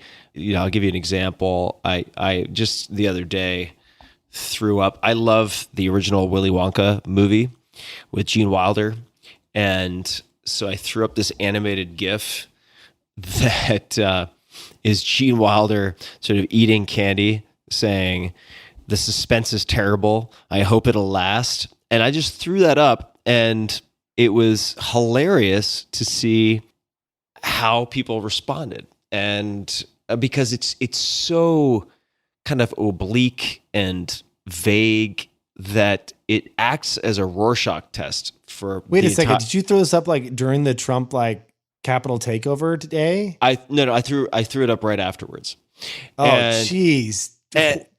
Fuel on the fire, dude. Well, you say yes. I mean, you say terrible timing. I think that I want to cultivate a insensitivity to personality by consensus. What I mean by that is, if you look at a lot of people, I'm not going to name names, but if you look, I'm not going to name manicured, names, manicured like feeds and stuff. Well, you just look at personalities online over time who spend a lot of time on social, and they become caricatures of themselves because they have certain behaviors rewarded, certain behaviors punished, certain behaviors left unapplauded, and they start to warp and bend their behavior to fit the most applause. And they turn into these kind of creepy caricatures. I think that ends up inevitably bleeding over into their real lives, right? I mean, their off-screen lives, and I think that's really something I want to be hyper aware of, which is why I don't have the social on the phone. I'm using these like workarounds, like only to post stuff, and I want to kind of hold up a mirror that allows people to look at their own reactions also. right? So I think that a lot of what I'll put up in 2021 will be Rorschach tests. And for people who don't know that, those are the ink blot tests where they would put blots of ink, fold a piece of paper, show it to someone and say, what do you see? And, they might see a murderer, they might see a butterfly, they might be something else. And then that is used as kind of a jumping off point for psychoanalysis. And that's not going to be everything I put up, but I just think that life is too short to take yourself too seriously. And so first and foremost, it's for me. But doing things that don't seem to have a point, doing things that are beautiful just because I think they're beautiful, they don't need to have some targeted outcome ROI or fill in the blank, right? And just to kind of loosen my grip on whatever I think my identity is that's been constructed over such a long period of time. And let's not kid ourselves. Like, identity can be revealed, but it's largely constructed, right? And it's just, I think we get so attached to our labels of what we are and what we aren't, what we do and what we don't do, that I think it's a very socially reinforced trap that kind of constrains your awareness and sensitivity and openness to the world. So yeah, more coyote. That's good. I mean, the world needs, I think the problem that we've fallen into is social media. And part of the reason why I don't like having an account there is it makes me sad in some sense, in that I see it's always the best version of someone's self. Like, there's never any, it feels very, very manufactured oftentimes. And it's like, it doesn't feel authentic in the way that it's always about good times. There's never I guess there has been more lately with some of the protests and some of the stuff that's come out on there. But I mean, people, myself included, tend to put just the best version of yourself on there versus just letting it all hang out, which I guess is what you're saying, in a sense that you're just going to have more fun with it than just trying to create the Tim Ferriss image up on social media. Yeah. And, I don't feel like I've done too much of that. I mean, I very deliberately put out stuff that is true to me that I think could irritate some percentage of my followers, just because I want to have some countervailing force against becoming this like dancing sock puppet on the internet. I do that to not become too attached to social feedback, but not to turn this into a discussion of the social dilemma, but if you are constantly exposed to these technologies, like, you are completely outgunned. You're completely outgunned by engineers and neuroscientists and research and development teams who have, for all intents and purposes, infinite resources to turn you into a little rat in a Skinner box. I want to keep. I love that. Like, the AI is going to look at your feed and be like, I think Tim would like this. And they're like, oh shit, he posted a yellow pony. What the hell does he like now? Oh, damn it! Yeah. Like, you're really keeping them on their toes.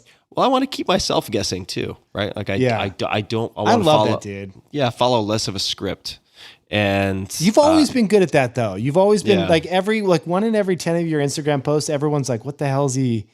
Why is there a picture of that? Like, it's clearly not that manufactured feed, which I've always appreciated. Yeah. Well, what was it? I can't remember. Well, maybe I don't even remember what it was, but I back when we were both on the apps, I remember one of yours was like, and deleting in 3, 2, 1. Right, like, exactly.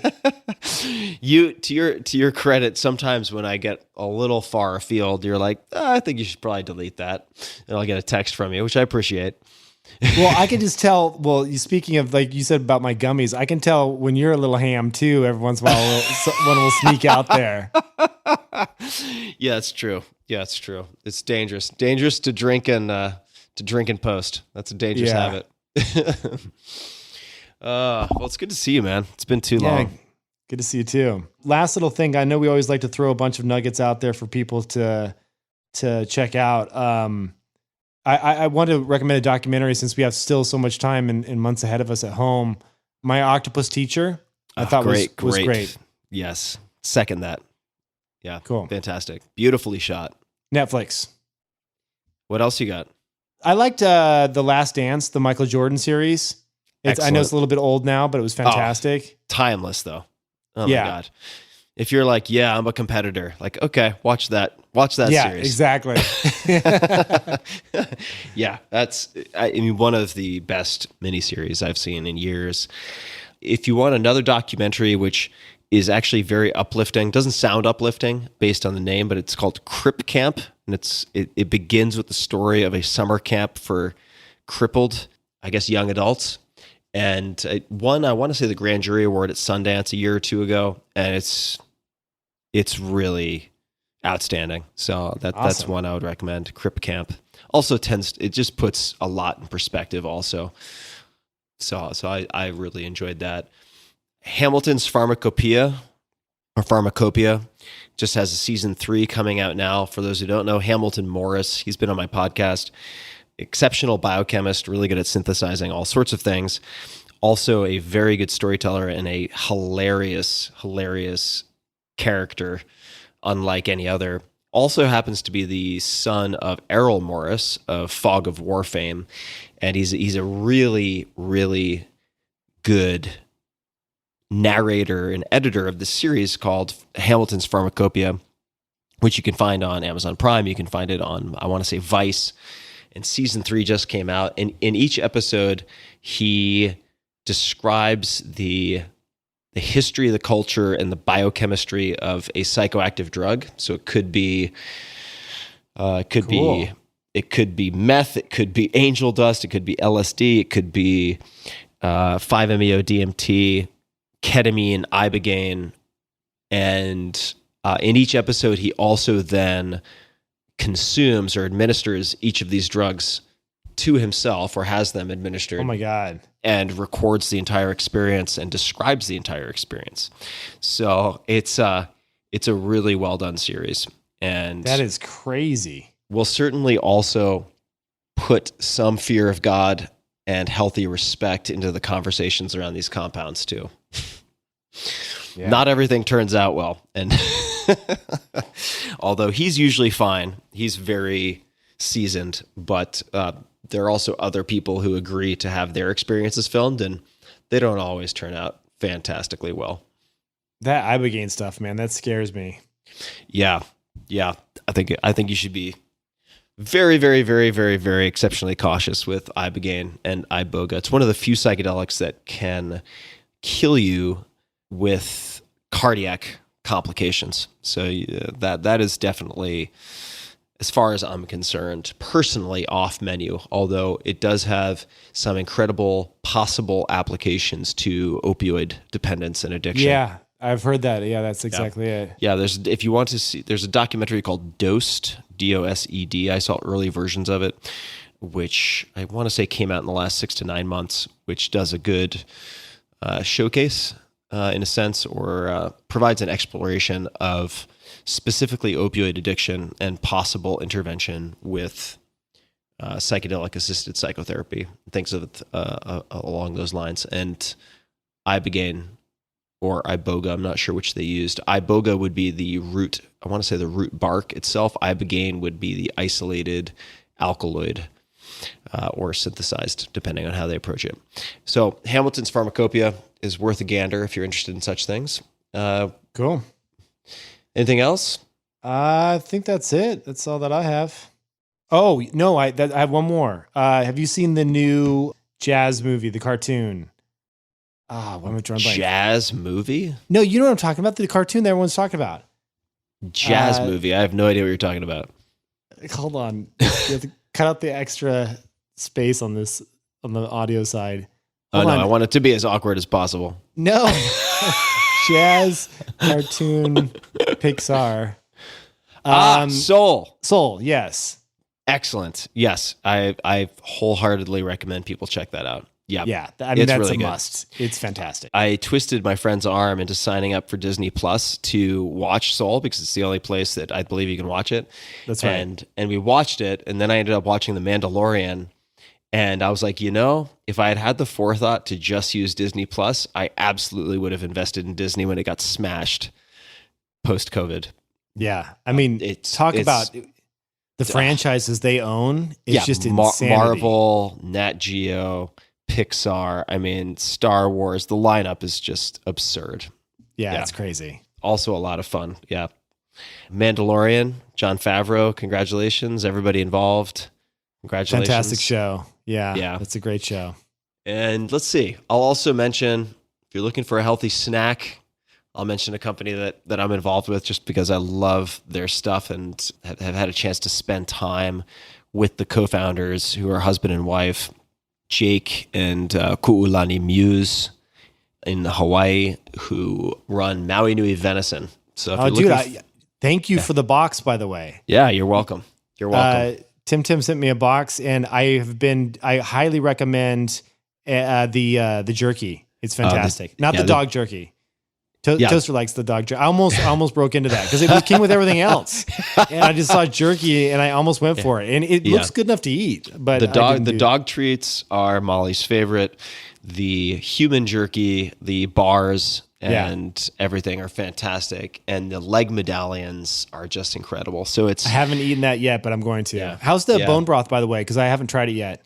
Bone broth is exceptional. It's extremely high protein, and it's all outstanding. I mean, this is as far as I'm concerned, and as far as I can tell, the most nutrient dense meat you can possibly imagine. It is all wild harvested. Although it's for those people who might be worried about game harvesting on public lands, it's all done on private lands on these large ranches because axis deer in Hawaii are massively damaging as an invasive species. And they actually not just destroy the vegetation where it looks so bad that people think it's caused by wildfires. I mean, that amount of destruction, but that leads to erosion and runoff that also damages the coral reef and the marine life on the Hawaiian Islands. And this is specifically Maui. So the ecological cost is huge. And so they work with USDA inspectors. They hunt at night at long range with rifles. They only take headshots to make the kill as stress-free as possible for the animals. The entire operation is like something out of special operations. It's unbelievable. It sounds like it. They're like night vision snipers with headshots. They use infrared cameras. And have you hunted them? I have. I didn't. So you went out there. I did. Yeah, I hunted with bow, also with rifle. But I feel, and I don't hunt often, but I think it is a profoundly impactful way to reconnect with food. Oh, dude, if you kill an animal if you eat an animal, but you won't kill it, you're way disconnected from nature. Yeah. You know what I mean? Yeah. Like I've always told myself I've never killed a cow, but like I do eat cow. So if there was a way that I could do it in a humane fashion at a place that like I would probably have to do it just because I feel like a hypocrite otherwise. Oh, you shouldn't have said that. I'm going to find you a cow. I don't want to do it. I don't really want to do it at all, but I'm just saying that like, I don't know. Do you know what I'm talking about? I would feel awkward saying I'm willing to eat you at someone else's hand, but not be willing to do it myself. Yeah, and it's hunting's not for everybody. I was strongly militantly anti-hunter and hunting up until I worked on the 4-Hour Chef, and I decided for a portion of it that I wanted to do my best to learn to hunt and forage, to consume only those things that I procured myself, and had the opportunity while doing that deep dive to spend time with really hyper intelligent, responsible hunters like Steven Rinella, who's written books on the American bison. He's written all sorts of incredible books on multiple topics, to see that it, as far as I'm concerned, can be approached in an extremely responsible, extremely eco-aware, and thoughtful, conscientious manner. It really can. So the meat that I have here and the meat that I ate when I was hunting in Hawaii was from what we got that day, right? Yeah. And I feel very good about that. I feel very good about it. That's the evil side of hunting. Obviously, is both on the species that are in low numbers, which obviously is just a massive no, and then also for the trophy of it. I really respect the people that have learned how to do the full nose to tail processing of an animal and make use of everything they possibly can. It's really quite cool. Yeah. So people interested, check out the video on MauiNuiVenison.com. The video is incredibly well done. It's done with an award-winning cinematographer, and it shows the kind of ethos and mission and how they approach all this stuff. It's incredible. So Maui, MAUI, Nui, NUI Venison.com, and people can check it out. It is the startup, and Kevin, I've made basically no direct startup investments in the last handful of years, and been helping these guys. It's a very tough business. It's the best product in the world as far as I'm concerned. And I am so enamored of this company and the family and the people behind it and the ethos. It's just like, it checks all the boxes for me. So that's awesome. Hope people check it out. Your food investing is hilarious to me, by the way, because I would say on tech, fantastic track record. Yeah. Then the cricket protein. Remember you did those bars? Yeah. But the funny thing about that is then they went and started a new company. Yeah, that's killing it. Magic Spoon. That is killing it. Magic Spoon is killing it. And you unfortunately missed out on that one. I did miss. But it's I'm doing okay with food, man. I'm doing actually really. That's the only two investments I know you have. So maybe you have a handful more than that. Blue Bottle did fine for both of us. Right? Blue Bottle did fantastically well.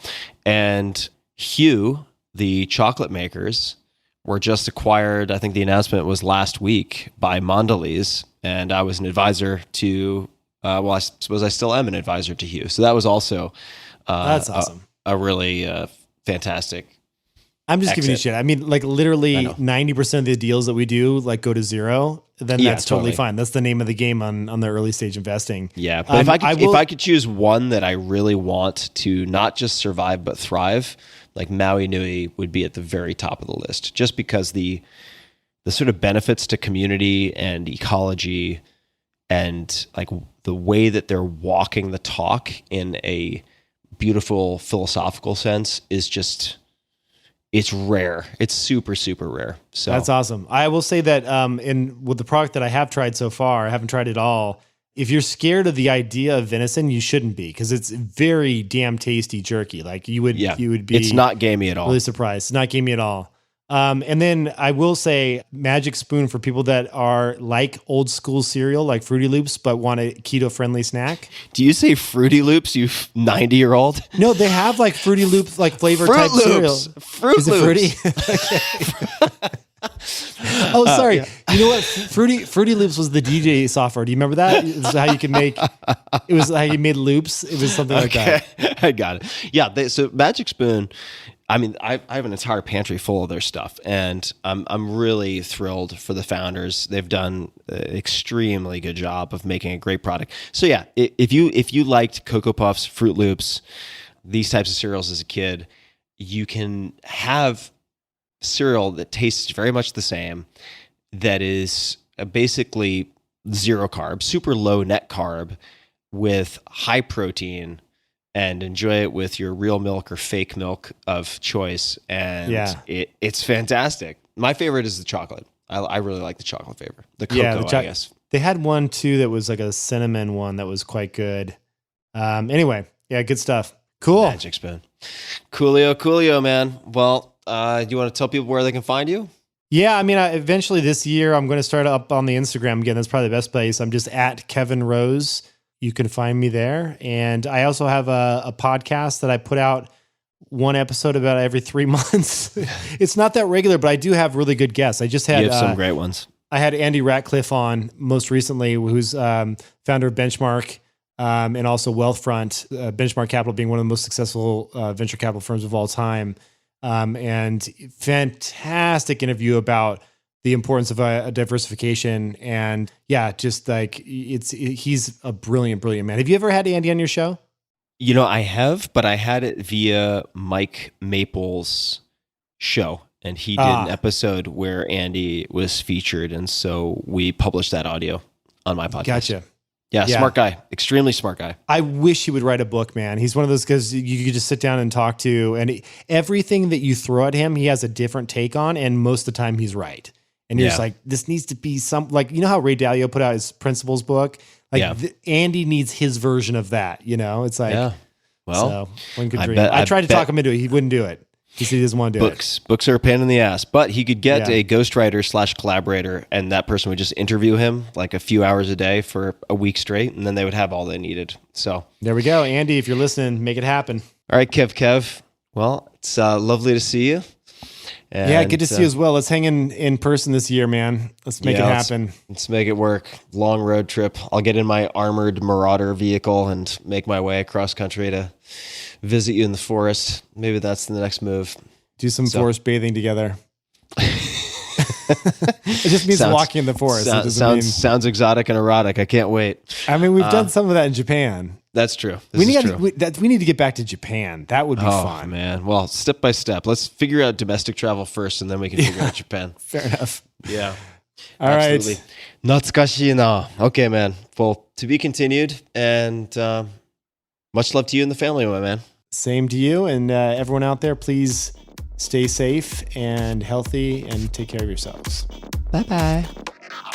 Hey guys, this is Tim again. Just a few more things before you take off. Number one, this is 5 Bullet Friday. Do you want to get a short email from me? Would you enjoy getting a short email from me every Friday that provides a little morsel of fun before the weekend? And 5 Bullet Friday is a very short email where I share the coolest things I've found or that I've been pondering over the week. That could include favorite new albums that I've discovered. It could include gizmos and gadgets and all sorts of weird shit that I've somehow dug up in the world of the esoteric as I do. It could include favorite articles that I've read and that I've shared with my close friends, for instance. And it's very short. It's just a little tiny bite of goodness before you head off for the weekend. So if you want to receive that, check it out. Just go to 4hourworkweek.com. That's 4hourworkweek.com, all spelled out, and just drop in your email and you will get the very next one. And if you sign up, I hope you enjoy it. This episode is brought to you by FreshBooks. When you're running your own business, it's easy to get weighed down by work that doesn't get you paid. That's why I love FreshBooks and have been recommending them for years on this podcast. It's an all-in-one accounting and invoicing solution built for small business owners like you. I've polled tons and tons of my listeners and readers who have brought up FreshBooks over and over again, and you guys have better things to do, so do I, than get caught up in admin work. Whether you're a podcaster or a creative agency, you can choose a plan that's right for you. FreshBooks has been used by more than 24 million people, and it can save you more than 11 hours a week by automating invoices, expense tracking, online payments, and so much more. Easy to understand reports and an intuitive dashboard let you know at a glance where your business stands. You can create, customize, and send branded and professional looking invoices in about 30 seconds. You can also avoid that awkward exchange with your clients about overdue payments. FreshBooks automates sending late payment email reminders and allows you to send a customized message on your behalf. FreshBooks is a simple and intuitive tool for small business owners. But if you ever need a bit of help wrapping your head around something, they have an award-winning Toronto-based support team who are always happy to help. So try FreshBooks free for 30 days. No credit card required. Go to freshbooks.com/Tim and enter Tim Ferriss in the How Did You Hear About Us section. That's freshbooks.com/Tim and enter my name, Tim Ferriss, 2 R's, 2 S's, in the How Did You Hear About Us section. One more time. That is freshbooks.com/Tim. This episode is brought to you by Magic Spoon. Magic Spoon is a brand new cereal that I eat just about every day that is low carb, high protein, and 0 sugar. I just ate a huge bowl of their cocoa flavor about an hour ago after a short workout. Magic Spoon cereal has received a lot of attention since launching last year. Time magazine included it in their list of best inventions of 2019, and Forbes called it the future of cereal. It tastes just like your favorite sugary cereal from childhood, remember that? But it's actually good for you. Each serving has 11 grams of protein, 3 grams of net carbs, 0 grams grams of sugar and only 110 calories. It's also gluten-free, grain-free, keto-friendly, soy-free, and GMO-free. All the things. It's delicious.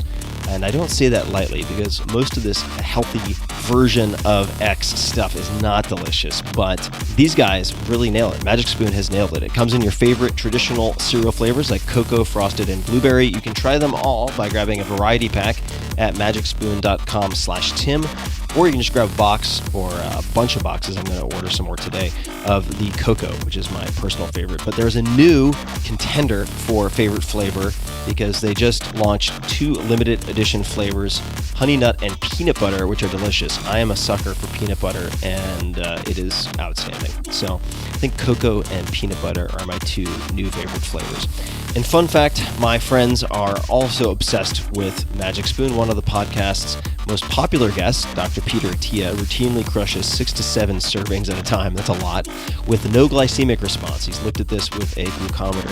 He likes it so much he invested. Other friends, 2 very fine gentlemen and also past podcast guests, Kevin Rose and Ryan Holiday, also invested. So check it out. See what the buzz is about. Go to magicspoon.com/Tim and grab a variety pack or cocoa, which is my favorite, or anything else. But see what strikes your fancy. Why not? Try a variety pack and be sure to use code TIM at checkout.